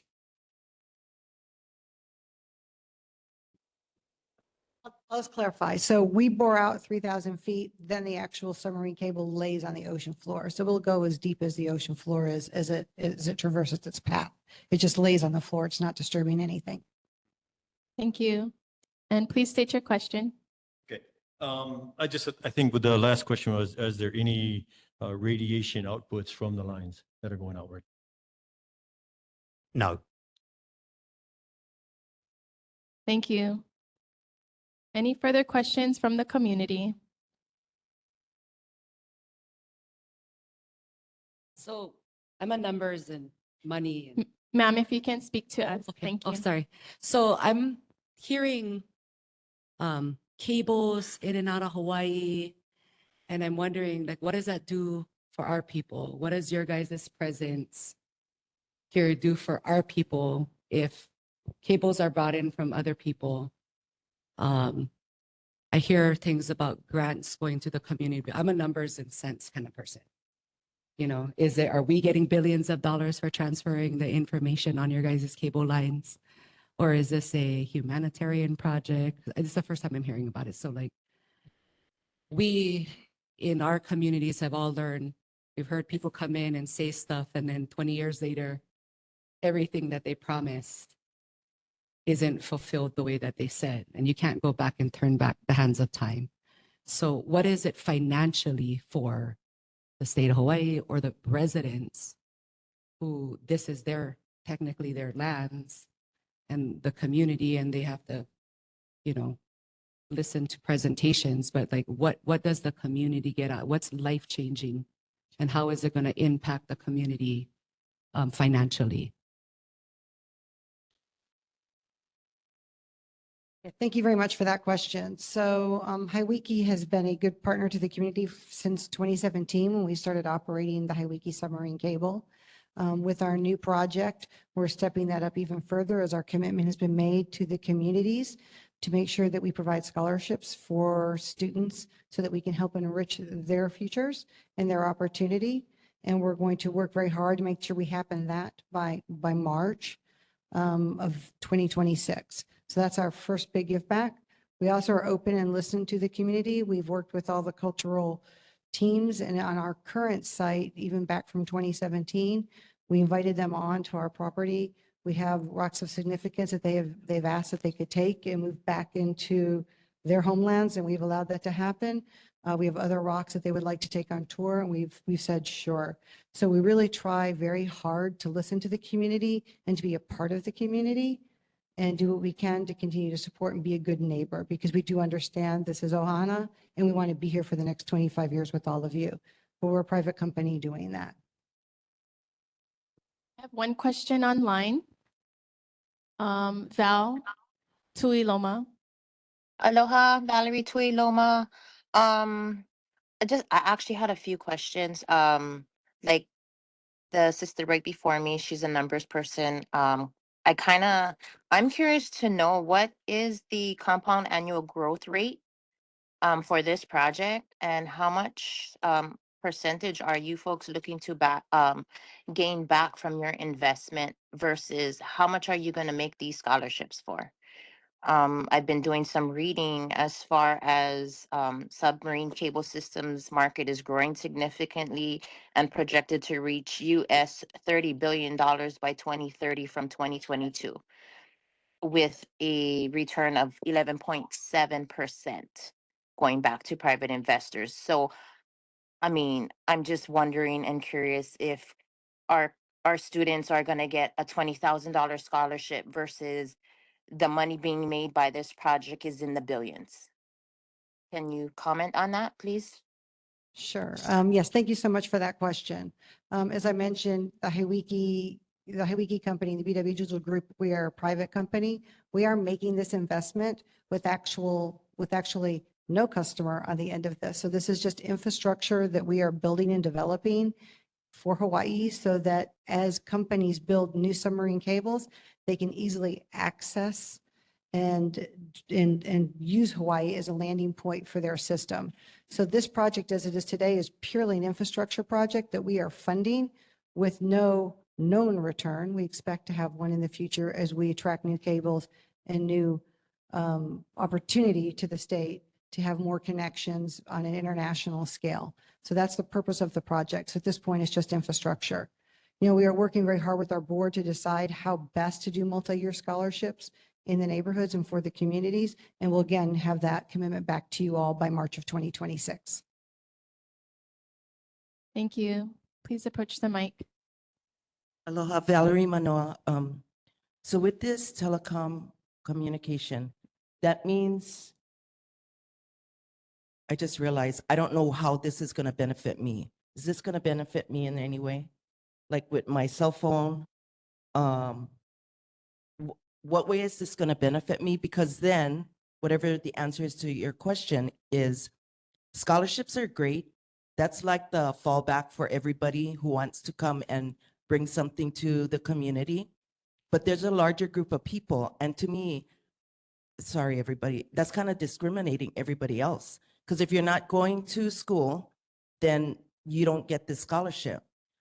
Is there a possibility that a percentage of our bill, whatever the percentage is, for the people in 96792, just a blanket statement? That way you cover everybody, and it's not just one small group of people, right? You throw the net out to everybody, and you're catching everyone, and you're not just doing one.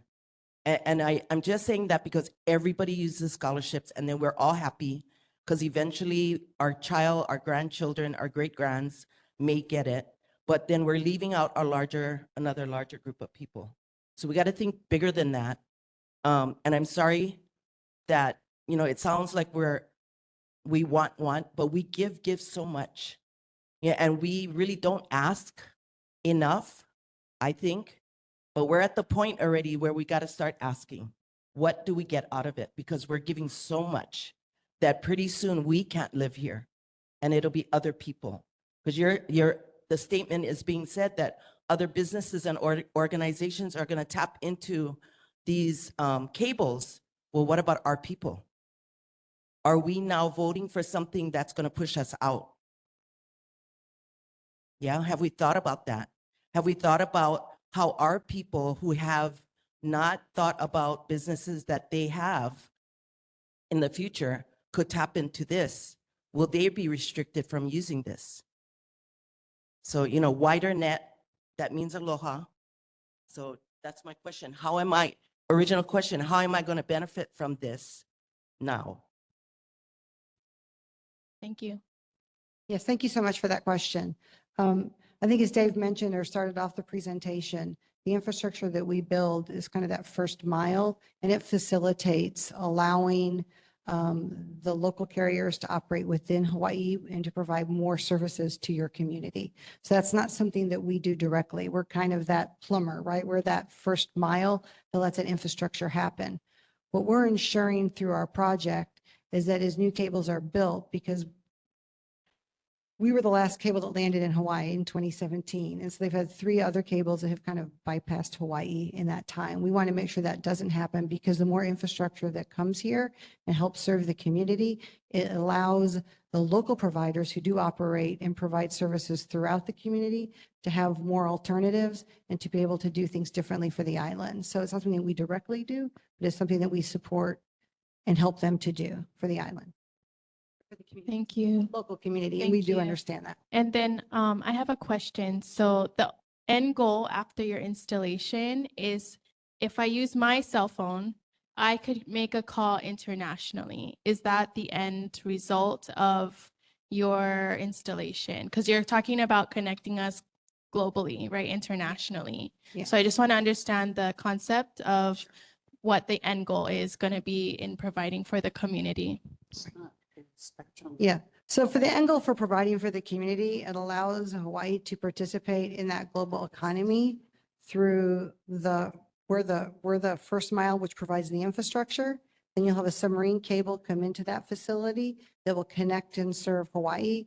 It can help them with the connections between the islands of Hawaii. It can help with connections back to the mainland or to any other international destination that they're going to. So as more infrastructure comes in, it allows for more services to be brought to Hawaii and to the people with better economics, right? So it's not just an international phone call. It could be, Netflix uses these cables, right? That's the big one, right? So the Netflix content that goes from island to island, or from continent to continent even, right? So from Hawaii to American Samoa, onwards to Tonga, over to Australia. We help facilitate that. But the infrastructure that we're putting in right now is not for our own cables, but is for other people's cables that we get haven't identified. So we don't know where those connections will take us. Thank you. And there was one final question. Thank you. And then Chair, point of privilege after. Okay, and Mahalo. Board Member Myers. Yeah, so my question is I know that right now it sounds like, this is the early infancy stages of investment. But like Tita said, she's looking at what could possibly expand from all of the infrastructure that you guys want to put in. Can you guys, since there is a business side of it, instead of giving scholarships, why not just give 25% of the income to the people that are in the areas so that we can have our own economic stability instead of being codependent on after the fact? Could you guys make an honor statement saying that if your profits increase, you're going to increase what you give us? Thank you. That's what I thought. Thank you. Okay. Chair. Point of personal privilege, Thank Board you. Member Myers. Thank you, Chair. Before I ask my point of privilege, I wanted to clarify, your clients is not us, right? Your clients is Hawaiian Tel, Spectrum, all those that are going to use your cables to go up to their towers. Is that correct? I mean, that is going to provide the internet to the towers. Is that correct? Because last night Spectrum had gone out with electricity. So all of the cable was not working along the Waianae coast, the landlines that are hooked up to Spectrum. So are we your clients or are Spectrum your client? It's a good question. And I think I'd like to refer you back to, I guess, my second slide where we showed the first mile where we play, the middle mile where there's some development going on through the state, and the last mile, which is the service providers. Now, what you're talking about now, Spectrum, Hawaiian Tel, they're service providers.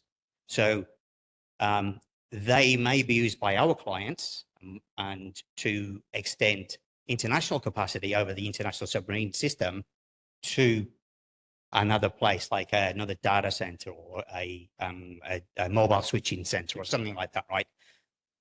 That's not our customers. We are the facilitator, if you like. So we're the foundation. The service providers go over the top, and then the end users go over the top. So we are part of the puzzle, but we're not that part that you think that you're referring to. Okay, I guess you're creating confusion. It's either a yes or a no. Are they going to be the ones that are using your cables or your underground? Yes or no? Because it's not going to, we're not going to be subscribing to Hawaii, correct? Correct. Okay, Yeah. so we're subscribing to the people that are going to use your cables, correct? Correct. Ultimately, yes. Okay. The service you get on Please don't your create mobile. confusion. Yeah. Thank you. So my point of privilege is this. Number one, I'd like you to send an email with the responses to our chair by Friday of the questions that we asked in palapala, meaning in document, in written writing. Number one is, why did you only choose to put the underground cables in District 44, Senate District 22 at Kahe Point on the Waianae side of Waimana Lookout? So why? Why only this location and no other location on Oahu? What is it about any other location? Was it cheaper having it here? Was it going to be more expensive putting it in Kailua? Was it going to be more expensive doing it in Honolulu? Why at a beach that we have high swimmers, snorkelers, boaters? So that's my one question. Why specifically Kahe and no other location on Oahu? The second question is, in writing, assure to our community that there's not going to be any impact on our coral reefs outside of your project where you're going to drill down, our marine life, our ocean itself. And then the third one is, tell us who your clients are. Because you're not building this for just for a project, a pet project or a hobby. You're doing it for commercial, economic opportunity. So who is your clients? That's what we'd like to know. And then if you can email that to the chair. Mahalo. Thank you. Mahalo. Okay. So is there any further questions from you as the presenters to the board? No, thank you. Okay. At this time, this concludes the presentation. I'd like to entertain a motion, if any, from the board to support Hawaii project subsea cable landing station. Chair, I'd like to make a motion that we receive our answers first, then Hawaii come back to us after they have submitted the answers to you to come back and again address our community before we proceed with any decision-making, because we really don't have answers. Mahalo. Any second to the motion? Second to the motion. So the motion is until Hawaii, so we're not taking up, the motion is the Nānākuli-Māʻili Neighborhood Board would not take a position on supporting Hawaii until Hawaii comes back with the responses to the questions that I had posed in writing. And at that point, another presentation come forward for us to make a final decision of support or deny support. I second the motion. Motion by Myers, seconded by Ayo.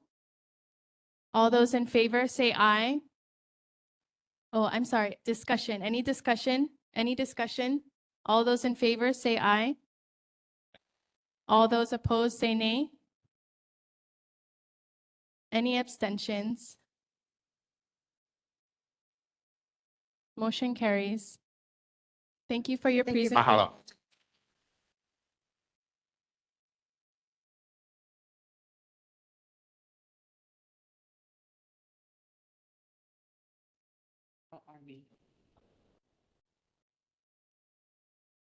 Thank you so much. Moving forward, we have our military and state officials monthly report. Army Representative Lieutenant Colonel Ricky MacArthur. And sorry for the typo on your name. I apologize. All right, aloha. I'm Lieutenant Colonel Ricky MacArthur. Just replaced Lieutenant Colonel Jason Kappas last month. Really excited to be here. I have 3 announcements from you from U.S. Army Garrison Hawaii.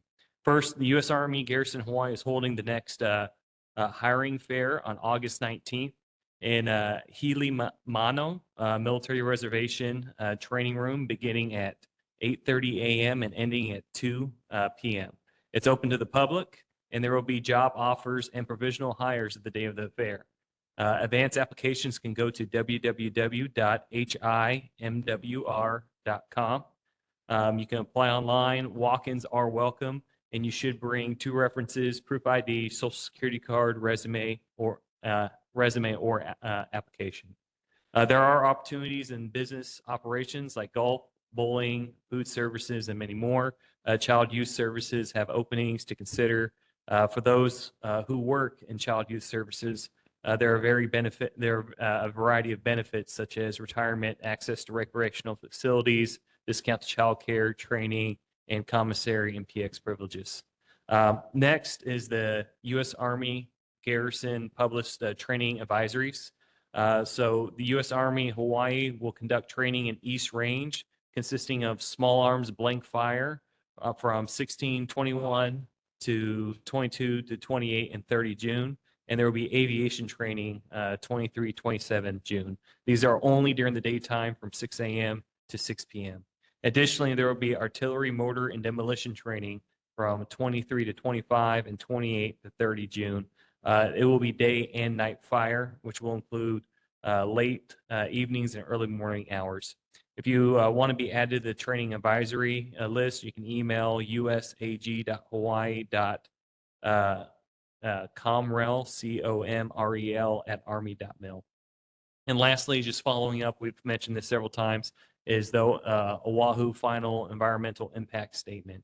The Army has published the final environmental impact statement for the training land retention of state lands. As discussed last time, the Army has identified the modified retention alternatives for Kuhuku training area, and there is no actions for alternatives for the Pua, Moho, and the Makua military reservations, meaning underneath currently the leases will elapse in 2029. The waiting period, this environmental impact statement was released since last time we met. The waiting period will end at 30 days after publication, after which the Army will execute a record for the decision. But paying your questions, I'm standing by. Thank you. Thank you. Any questions from the community? Seeing none. Any questions from the board? Board Member Myers, Board Member Shinsato. Thank you, Chair.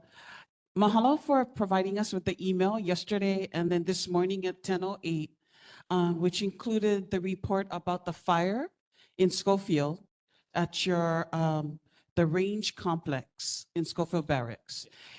When I visited in Schofield Barracks when we were doing the Kole Pass visit, isn't it true that the complex is at just before you enter Kole Pass? Isn't that area right up there at the top of the mountain? I do not know the exact area. I could take that back and I can send you an email to follow up with it. Okay, because it says right now that it's currently still burning, 570 acres so far as of 10 o'clock this morning. So what are some of the strategies that you're doing so that to ensure that it doesn't come over the hill? Because if it comes over the hill, it'll come over into Lulolei Naval, but also towards PVT landfill. Yeah. So what is the strategy right now? Okay. And then if you don't have the answer, you can email it to Chair. I have the official response. I can give you that, and this is all the information I have right now. Okay. In case this comes up, it's that the U.S. Army Garrison, wildland, and federal firefighters are actively responding to the brush fire on the Schofield Barracks Range. It's currently heavy smoke and winds carrying it over the Waianae Range. Sorry. All right. We are actively working to contain and extinguish the fire. The Army's wildfire fire teams are the only ones certified to fight the wildland firefighting.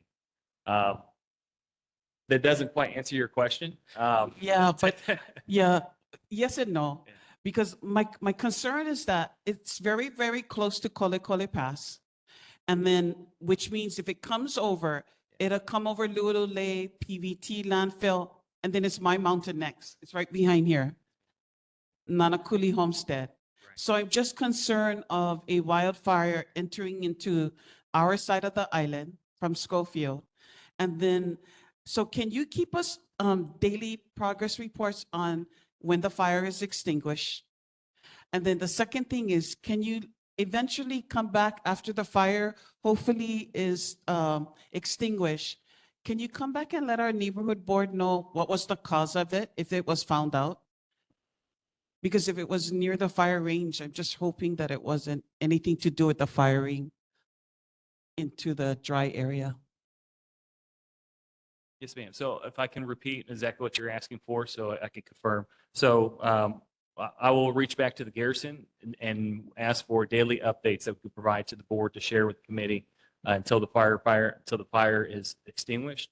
And there in the next neighborhood meetings, I will request a response on have they identified what caused the fire and report to the board. Yes, and then constantly send updates to Chair. Yeah. Once it, if it's how much more acreage has been burning, and yeah, most especially that it doesn't come over. Yes, ma'am. Mahalo. Board Member Shinsato. Thank you, Chair. I defer my question, asked and answered. Thank you. Any further questions from the board? Seeing none. Questions from the community? Aloha, Kali. My question is, sir, when that fire come over the mountain, yeah? You have Ohiki Lolo, you have Makuasai, Makaha Valley. There's residents that lives in renters that lives on Ohiki Lolo. When that thing come over that hill, they're trapped. There's livestock. When something like this goes on, I would like to see more communication and collaboration from the Army, because you got a lot of residents there. At Ohikalolo Ranch, Makuasai, you got residents. We don't want to be trapped. And there's livestock.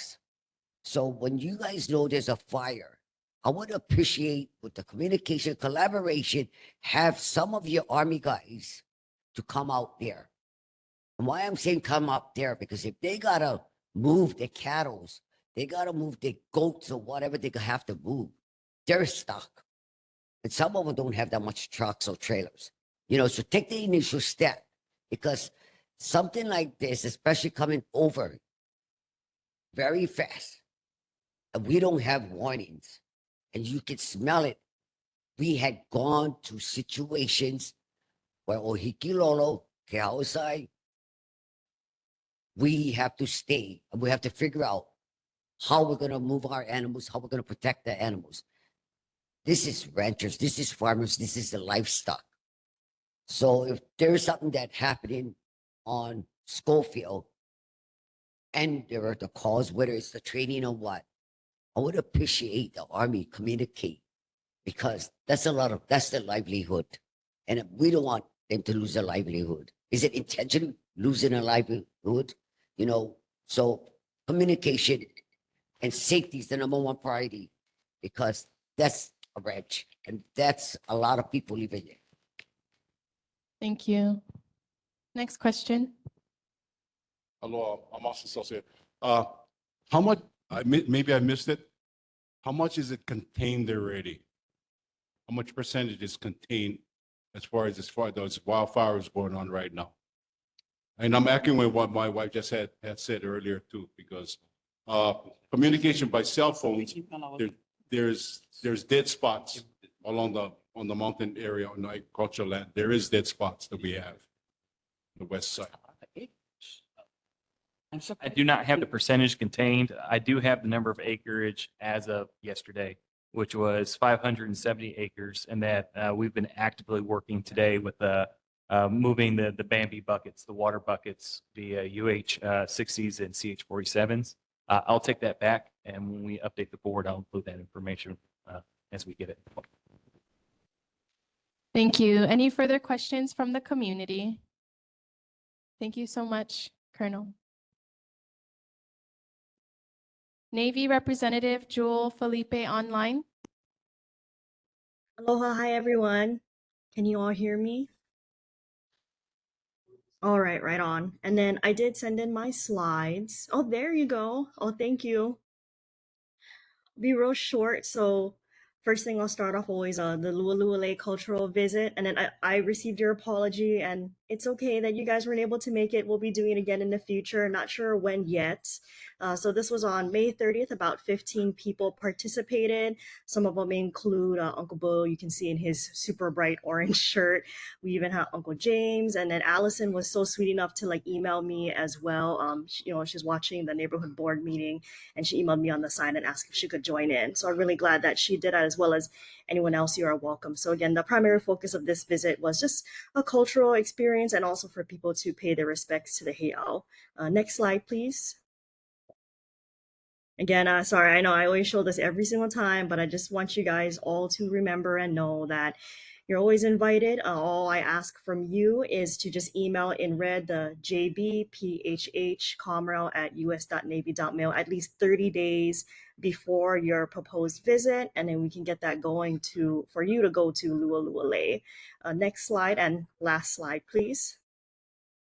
So if any of you aren't aware, last week, Friday the 13th, due to global tensions and potential threats, specifically ongoing conflict in the Middle East, quite a bit of military installations across the United States had to increase security. And actually, one of those installations does include Joint Base Pearl Harbor Hickam. So as of Friday, June 13th, the Trusted Traveler Program has temporarily been suspended. And, first thing I asked was, what the heck does that mean? So it just means that all personnel and visitors are required to show identification, and they may undergo additional screening. But that's all I can say for now. But is this going to affect Lualualei? For now, not that I know of. As long as I'll be with you, and every time we do go to Lualualei, I do plan on being there. So as long as I'm with you and you're with me and you're being escorted, that it's not going to be an issue for you to go to Lualualei for any cultural visits. And that's all I have for tonight. Any questions? Thank you, Jules. Any questions from the community for the Navy? Seeing none, From the board, Board Member Myers. Hi, Jules. Do you have the response to my last question last month regarding Lulole Naval? It's Oh, ceded land. yeah, actually, I'm sorry, I forgot to answer that one, but actually, it's not leased. I forgot what year it was, but actually, it was purchased. So Luolole is not a leased land, it is purchased. Okay. Okay, thank you. Thank you, Jules. If you can send over the information for that and we can provide that to our board. Thank you so much. No, apologies, so sorry. I think it No slipped my problem. mind because right after the meeting, Uncle Vic called me up and he told me all the details. So Okay. with it being a month ago, so I can send Thank that in the you. email. Thank you so much. And Board Member Myers. Jules, a follow-up to that because I was in shock. Yeah, Okay. me too. Yeah, because that is actually Crown government lands of the Kingdom of Hawaii. So my question, follow-up question to that, if you can ask, when was it purchased from the state of Hawaii? And for how much money was paid for that land? Mm-hmm. Okay, I can get that. How much Thank money you. and who? Yes. Thank you so much, Jules. We appreciate you doing the community outreach and for your report. Next on our agenda, we have Governor Josh Green's representative, Chair Sharon Hurd. Seeing none, next we have Senator Samantha DeCourt in person. Aloha, good evening, Chair and board members, Samantha DeCourt. First, I want to thank everybody who came out to our food distribution this Saturday. It was really such a blessing. We partnered with Elepaio, Nānākuli High School partnered with us. We had Hawaii Food Bank and Hawaii Food Alliance, and we were able to service over 600 families, giving them a minimum of 100 pounds of food each. So that was the first time that Elepaio had done a food distribution in Nānākuli, and it worked out so well. They loved it. They loved the flow of it, and they want to do more. So we're hoping that we can do it quarterly, if not at least, every 6 months. So we're working on that.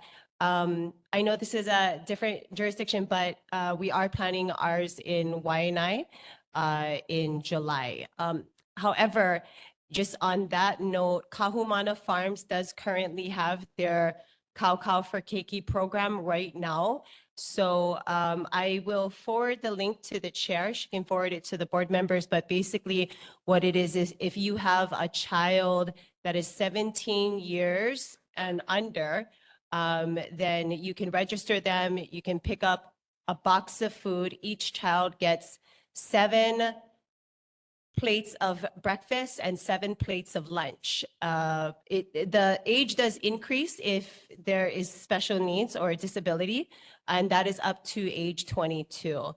So I'll send that information over. It does end the 3rd week of July. I'll get all that information off to you. So we just wanted to mahalo all of the volunteers, everybody that came up. It was just a streamline. It was just incredible.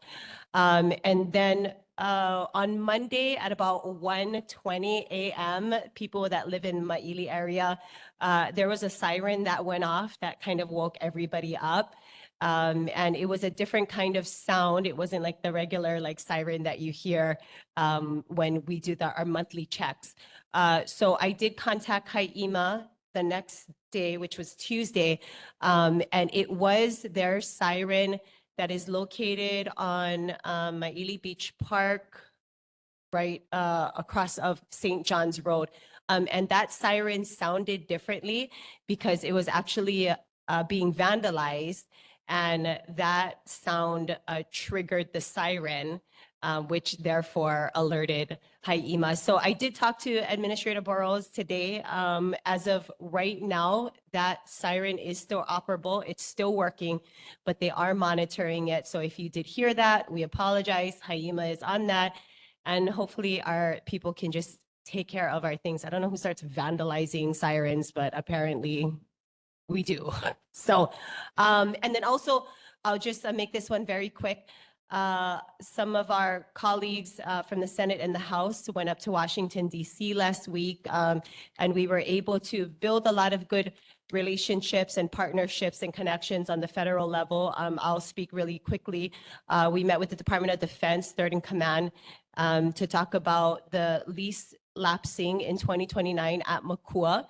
And we want to ensure that before they start unrolling their plans to clean up, that they make sure that we have a seat at that table, and we are also a part of that advisory council and how it's going to be done. There's a lot of iwi kupuna there, and there's just a lot of cultural sensitivities that we want to make sure the Army doesn't, kind of misrepresent in that way. So they are looking forward to that. We did see how when the Army lease lapsed in Ko'olave, that cleanup was a very poor job, and it costed federal taxpayers $400 million. So we're trying to avoid that. We're trying to get in front of it to make sure that they do it the right way, and they want to do it the right way. Secondly, and I'll just mention this and we'll move on to questions, Department of Interior, we were able to meet with the Secretary Doug Burgum's office to advocate for Nahasda funds. It's important that we continue federal funds for Nahasda to make sure that we have the funds to repair homes on our homestead lands. And those funds go a long way. We can use them for down payments when our homesteaders, our waitlisters are ready to purchase their homes. So we just made that very clear to the office, and we are working with their office to host Secretary Burgum to come down and to do a visit here in Hawaii, but then also to meet with beneficiaries and our Native Hawaiian community. So I'll just end there and open up for questions. Thank you so much. Any questions from the community for Senator DeCourt? One.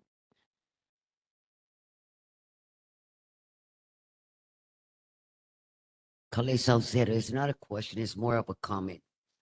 I'd like to thank you and your team for doing the best you folks can within a short time. Within 6 months, we got more results than we ever did. And I just pray to Keakua to give you guys the strength, because you folks came in and have to clean up a lot of mess that was left behind. It's not an easy job. But you had take the step, you had gave the community 96792. I'm talking only to Makaha too, or Hikilolo. You gave the people back faith that we are not for sale, our community. So continue, please continue fighting. This is our home. People call it paradise. Paradise is our home. Let's continue fighting for keep our kupunas, our residents, our kids, and future generation home. Mahalo. Mahalo. Any questions from the board? Board Member Shinsato? Board Member Myers? Thank you, Chair. I know that the Army's not going to renew the lease in Makua. And so I can see right after they release the land back to our community, I know there's a bill. I'm not sure where it is in the process where you guys trying to draft something of not putting a landfill over an aquifer.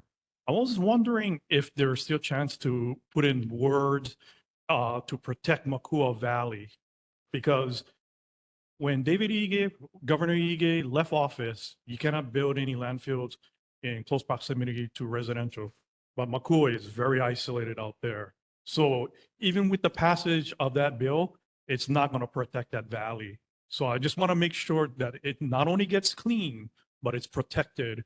Maybe put in some language about culturally sensitive lands for Hawaiian people. Just a suggestion. Yeah, no, thank you for that. And, when I got elected, it was important for me to be on the Water and Land Committee because it's that committee that will have those discussions about how Makua is protected. So we're not there yet, but as we do approach the ending of the lease of Makua, that will be a part of that discussion. So our office will create a bill and see what we can do to culturally protect Makua, but because of the exploded and unexploded ordinances there are ordinances that are still unexploded. We can never ag on that land, house on that land, farm on that land.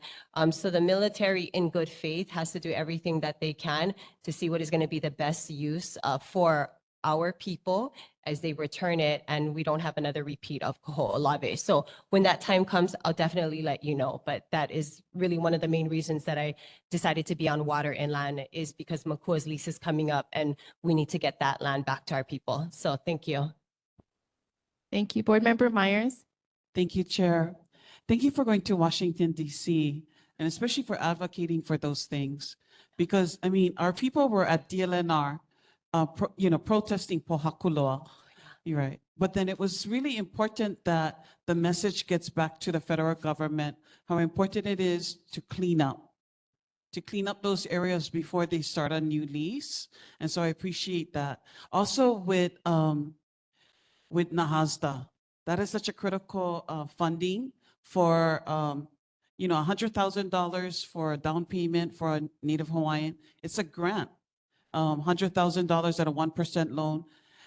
Also, I'm hoping that DHHL would guide the money towards new and repair home loans instead of acquisition. So on one side, I'm mahalo you for getting the NAHASDA fund. Now I'm hoping that DHHL will come into compliance of using the money wisely. And most importantly, not letting it lapse. And then, thank you for doing that outreach. When I go into the store, I cannot believe how expensive groceries are.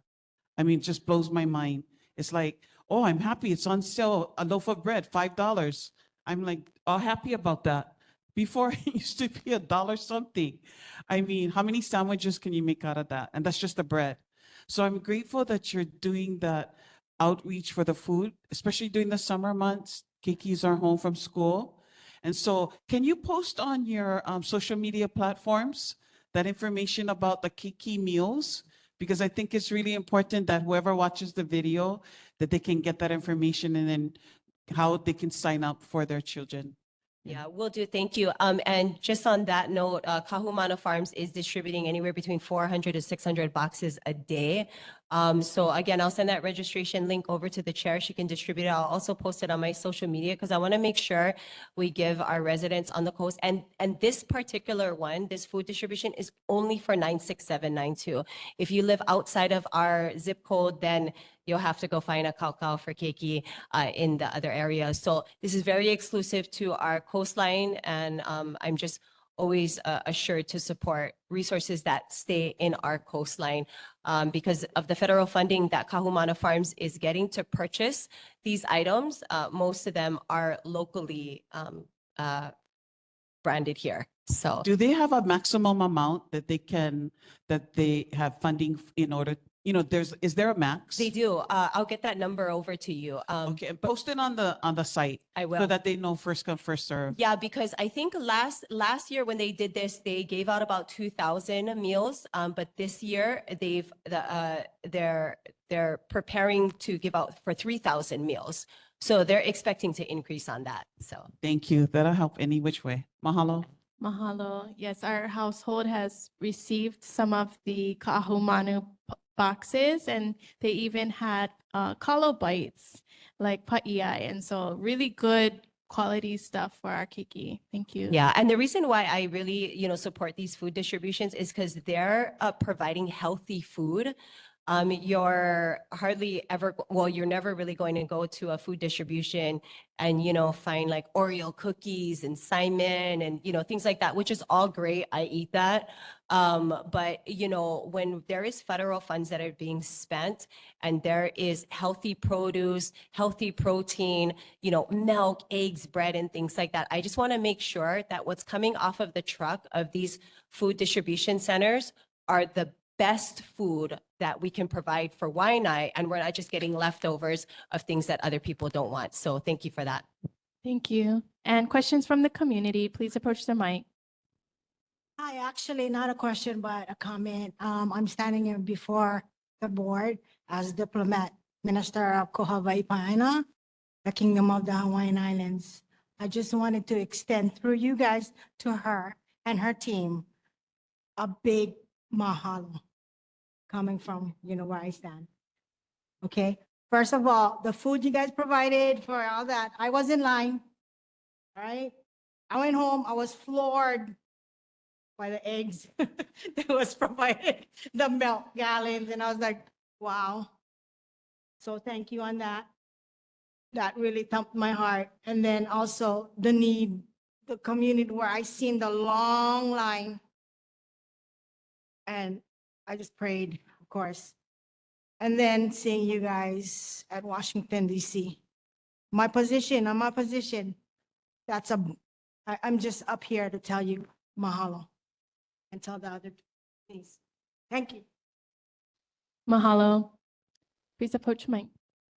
This is my first time being here, but Sorry, I know I cannot reach, but if you can lower the mic for you.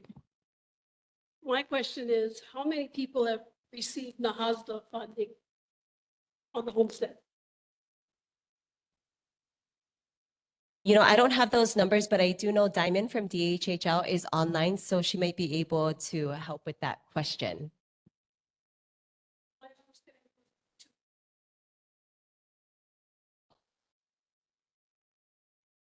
Thank you. Any further questions from the community? Thank you so much, Senator DeCourt. Appreciate your time.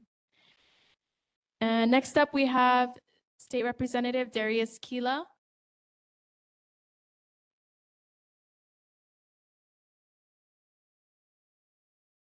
Is he online? Okay. Moving on to Department of Hawaiian Homelands Representative Diamond Badajos online.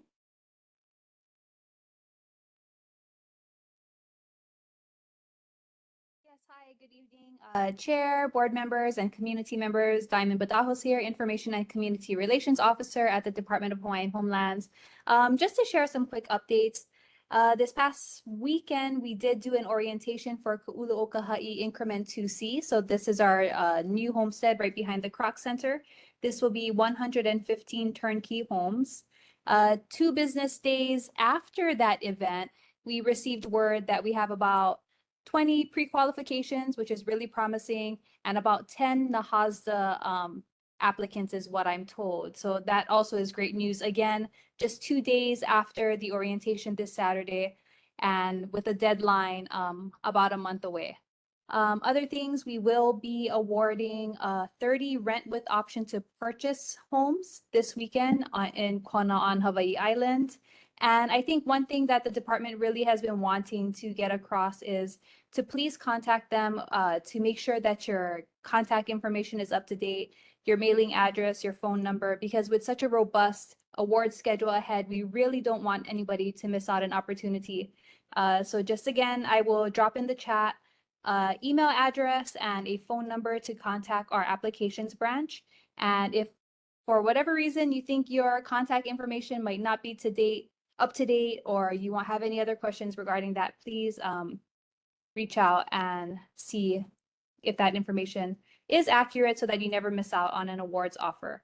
And hopefully I can get back with the NAHASDA question, how many people in the department receive that type of funding. And yeah, I can report back at our next meeting. But happy to take any questions. Thank you, Diamond. Any questions from the community for DHHL? Seeing none. Any questions from the board? Board Member Myers. Thank you, Chair. Hi, Diamond. Hi. A few months ago, I had asked you about a report, and I haven't received a response yet. How many land leases are being awarded this year? For Act 279 funds, land leases, and then how many paper leases, whether it's undivided interest, I think they're calling it now project leases? Yeah, so it would be called project leases, but same concept with the undivided interest. Okay, so can you report next month, so far year to date, from, I think you guys started in January, Act 279 funds, how many land leases were awarded, how many paper leases were awarded to date, and then moving forward, how much is in the pipeline? And this is all related to Act 279 funds. Okay. Yeah, let me see if Mahalo. I can get a tailored list, but I do know that as of this month, we've already awarded more than 1,500 awards.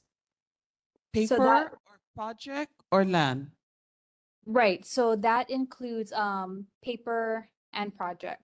I'm sorry, paper and what would be considered your regular applicant lease. Okay, so what, oh, I'm sorry, for clarification regarding the report, tell us the amount and location of the paper leases. Okay. And then the amount of, project leases, which is paper leases, and then the Mhm. amount and of the land leases. And then I know land leases mean they're actually being awarded the land, the homestead land. But can you tell us for all the project leases, the paper leases? So for example, we awarded 500 project leases for Kapolei. What is the anticipated date of awarding actual land leases? Okay. Okay, mahalo. Yep. So actually, I just did hear back from our Nahazda team, and they say that a DHHL survey indicates that about half of the wait list and about the same number and about the same percentage of lessees meet Nahazda income requirements. So again, maybe not huge, but kind of offers not solid data, I guess I should say, but it does offer some perspective again. About half of the wait list and about the same percentage of lessees qualify for Nahazda.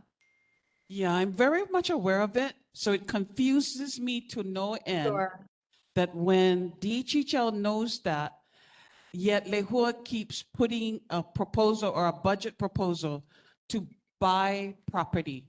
For example, Understood. 25 million for 82 units at courtyards at Waipoli in Kauai. Yet Oahu has the highest wait list. When we know that we can put it as a down payment or actually bring down the final mortgage loan amount by 1 to 200,000 per lessee, I don't understand why, if you know most of the waitlisters qualify for Nahazda, that you would actually put it into rentals such as Ulukekukui, put it into the Kalailoa transitional shelter.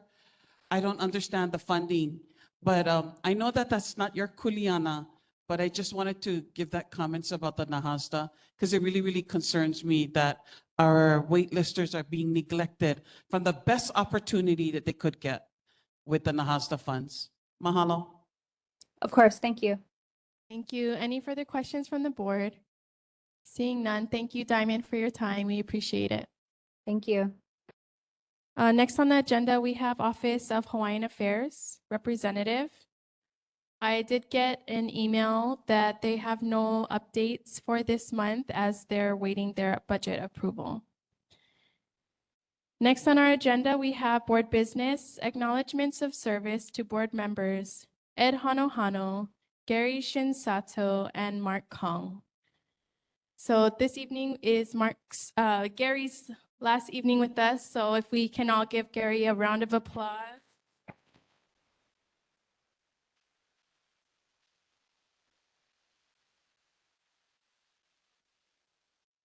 As the election went through, our new board members will be onboarding, but I did want to read this little statement that I have. So since July 2023, the members of the Nānākuli-Māʻili Neighborhood Board stood as pillars of service, each volunteers. We are all volunteers here. And each of us chose to show up for our ohana, for our neighbors, and for our lahui.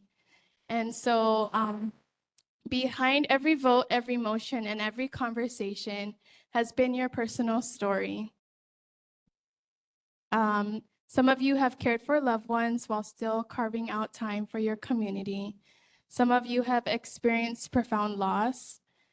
Hearts heavy with grief, yet still finding the strength to serve. Some of you have welcomed new life into the world, balancing the joy and responsibility of Ohana with the kuleana of community. Some move on to work in the Senate, and some move away for the care for their family. So your sacrifices have not gone unnoticed. And we just wanted to say a big mahalo. Ed Hano, who served since July 2023. He wasn't able to join us this evening, but he did serve as a committee member with Parks and Recreation. Mark Kong, who served since November 2024, whose deep care for our culture and land, shown through his work with Hawaiian Affairs and Land and Water Committee. He wasn't able to join us this evening.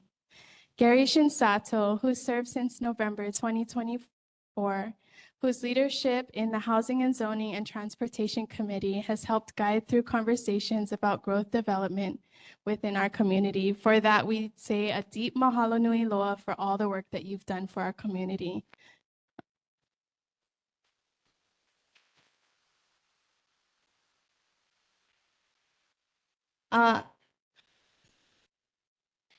So we hope to continue to encourage those of you who are leaving to continue to come and be a part of our board, as things always shift and we may need you again in the future. So the next on our agenda is the 2025 Neighborhood Board the 2025 Neighborhood Board Installation Ceremony, which will take place for our new oncoming board and returning board members who are in elect on June 21st, 9 a.m. at the Philcom Center in Waipahu. Next is the approval of the May 2025 regular meeting minutes. Do I have a motion to accept? Chair, so moved. And second? Second. Motion to move and accepted. All those in favor to approve the May 2025 agenda? All those in favor say aye. Minutes, sorry. All those in favor say aye. All those opposed say nay. Motion carries. 2025 May board member attendance at community meetings and public hearings. Alrighty, so when I call your name, please use your microphone so we can log it down. Board member Io. The military strategic engagement meeting, that was on May 23rd, I believe, at the Hongwanji mission. And then a meeting with David Hoke, DHHL meeting regarding security for Nānākuli Valley.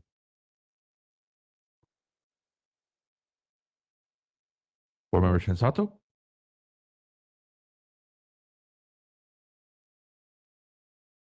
Waianae's Neighborhood Board, Housing and Zoning Subcommittee, Nānākuli-Māʻili Board, and Transportation Subcommittee, and Zoom meeting with the residents of Mahina'ao. Board member Myers. I'm sorry, I left my planner at home. Can I email that to you for my mother? Mahalo. Board member Simpson.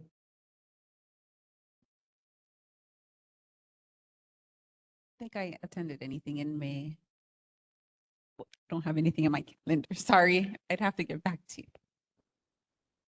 And Chair Augustine.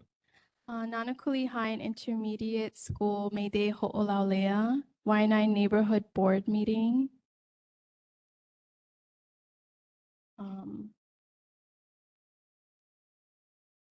And that's it. Thank you. That's it. Okay.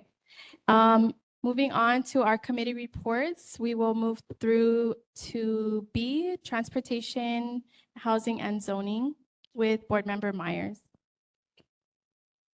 Mahalo, Chair.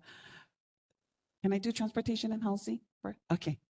So with the Transportation and Housing Committee, I just want to reaffirm what you were sharing earlier about Gary Shinsato.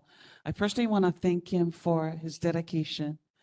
even before he became a board member, he had was at the meeting when we were passing the Kahale resolution, and he really strongly advocated for his community in Maʻili, his neighbors in Maʻili, so that the project that was being proposed in their area, that was not going to happen, and that didn't happen. So first of all, I want to bring that out. I also want to bring up that he's working with me right now on doing a resolution regarding the governor's proclamation. We're monitoring the lawsuit for the Supreme Court, that if it goes through, that we would like to have a resolution adopted by our board in regards to addressing if the lawyer that is suing the governor and the state, if he should prevail in the Supreme Court and win, we'd like to have a resolution for all the projects that were using the governor's proclamation, that it be overturned. But we're working together on a resolution. Also, because of Gary's engineer insight, at our last meeting, we talked about another resolution with regards to what he brought up last month during Rep. Keela's report about the importance of a proper drainage being installed for the widening project on Farrington Highway between Helelua all the way up onto Uliava Canal. So he talked about the importance of that because that will help avoid floodage, also, on the road, et cetera, et cetera. So he's using his engineer background to, we're putting together a resolution on that so that for sure Rep. Keela will follow up and make sure that the proper type of drainage is part of the RFP. And then the third thing that Gary is working, and we also had that at our meeting, is that a resolution for a second access road, a not emergency, a parallel road from Nānākuli Homestead to Lualua Naval through the backside.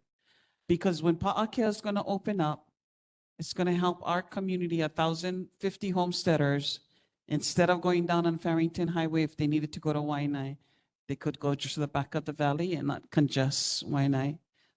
Farrington Highway. So that's another resolution that he and I are working on. So even though he's not going to be on the board, I'm hoping that he'll continue to be a member and most importantly, be engaged with us. Yeah, so those are the things that we talked about in the transportation and overlapping into the housing. At the housing committee, we had Calvary Chapel. Them and their entire team came to Kaleo Cyril is the property representative, and it was a wonderful conversation. They're going to be doing some improvements on Hakimo Road. They purchased a property on 4-acre property on Hakimo Road. They're not ready right now to with plans, but we had a wonderful dialogue with him and his team to make them aware of some of the city rules and the impacts on the community to take into consideration, etc. But I believe they have a strong plan, starting off with their agriculture initiatives on the property, because it is ag land, and then moving into infrastructure, temporary infrastructure for their church, and then homeschooling after that. So it was a 1.5 hour discussion, but it was definitely informative on our side and then also on their side to inform their team. So we really do appreciate when people like Kaleo and their team, that when they come to the committee meeting, very transparent, very open to communicating, open to feedback, and opening, and most important, open to how they're going to impact the neighbors and to take those things into consideration and to malama the neighbors, because we can see how what's happening in Makaha with Rise, not taking into consideration their impact on the neighbors. But in this case, I think they will be wonderful neighbors to the area around them, because they are going to do agriculture that can feed the neighbors around them, not just the church members. So that's it for that report. Mahalo. Mahalo. And education Public Health and Safety Chair, Paul Ayo. Oh, we didn't have a committee meeting. In the microphone. We didn't have a committee meeting, but I'll let everybody know here now that Nānākuli High School is the high school that's got selected for the SRO program, #1 on the list. And I got that from Andrea Tupola, I think, before I went to Washington State. Anyway, that was first thing on a public education committee side. On the Public Health and Safety Chair side, I just want to make an announcement now. It's going to happen this Saturday. Nānākuli Cemetery cleanup beautification project starts at 9 o'clock. It ends about 1 o'clock. So we'd invite all the community members, anyone that wants to volunteer to clean the cemetery. Bring your dirty clothes, shoes, gloves, anything you can use to clean the cemetery. We'd appreciate that. There's going to be food and beverages served after we get done. And that's on the public health and safety side. The last thing I want to mention, though, from this cleanup, we're going to talk about fire-wise, which is everybody's concern here tonight because of the fire on the other side of the mountain. But I just got word from an email I got that the fire on the other side, on the Schofield Barracks side, is under control, and I think it's 80% under control. So I don't think the fire is going to spread over the mountain, but there's no wind coming from, if you want to use the trade winds, no, there's no trade winds coming. So just to reassure everybody's mind, when you go to sleep tonight, there won't be a fire on top of the mountain. And that's it, fire-wise, and that's public safety. Thank you. Last on our agenda is our announcements. Representative Keela's virtual town hall for the critical water resource issues community input. This is going to be on June 18th, tomorrow at 6 p.m. via Zoom. And the information is available on his social media platform as well as on our agenda tonight. Council member Tupola's town hall on the same issue. It's going to be on June 19th at Māʻili Learning Resource Center at 9:30, from 9:30 to 10:30 in the morning. And then our next regular board meeting is going to be on Tuesday, July 15th, 7 p.m. here at the Nānākuli Public Library and via WebEx platform. And all of our children are on summer break, so we want to wish you all a safe and wonderful summer vacation. With that said, our meeting is adjourned. Thank you.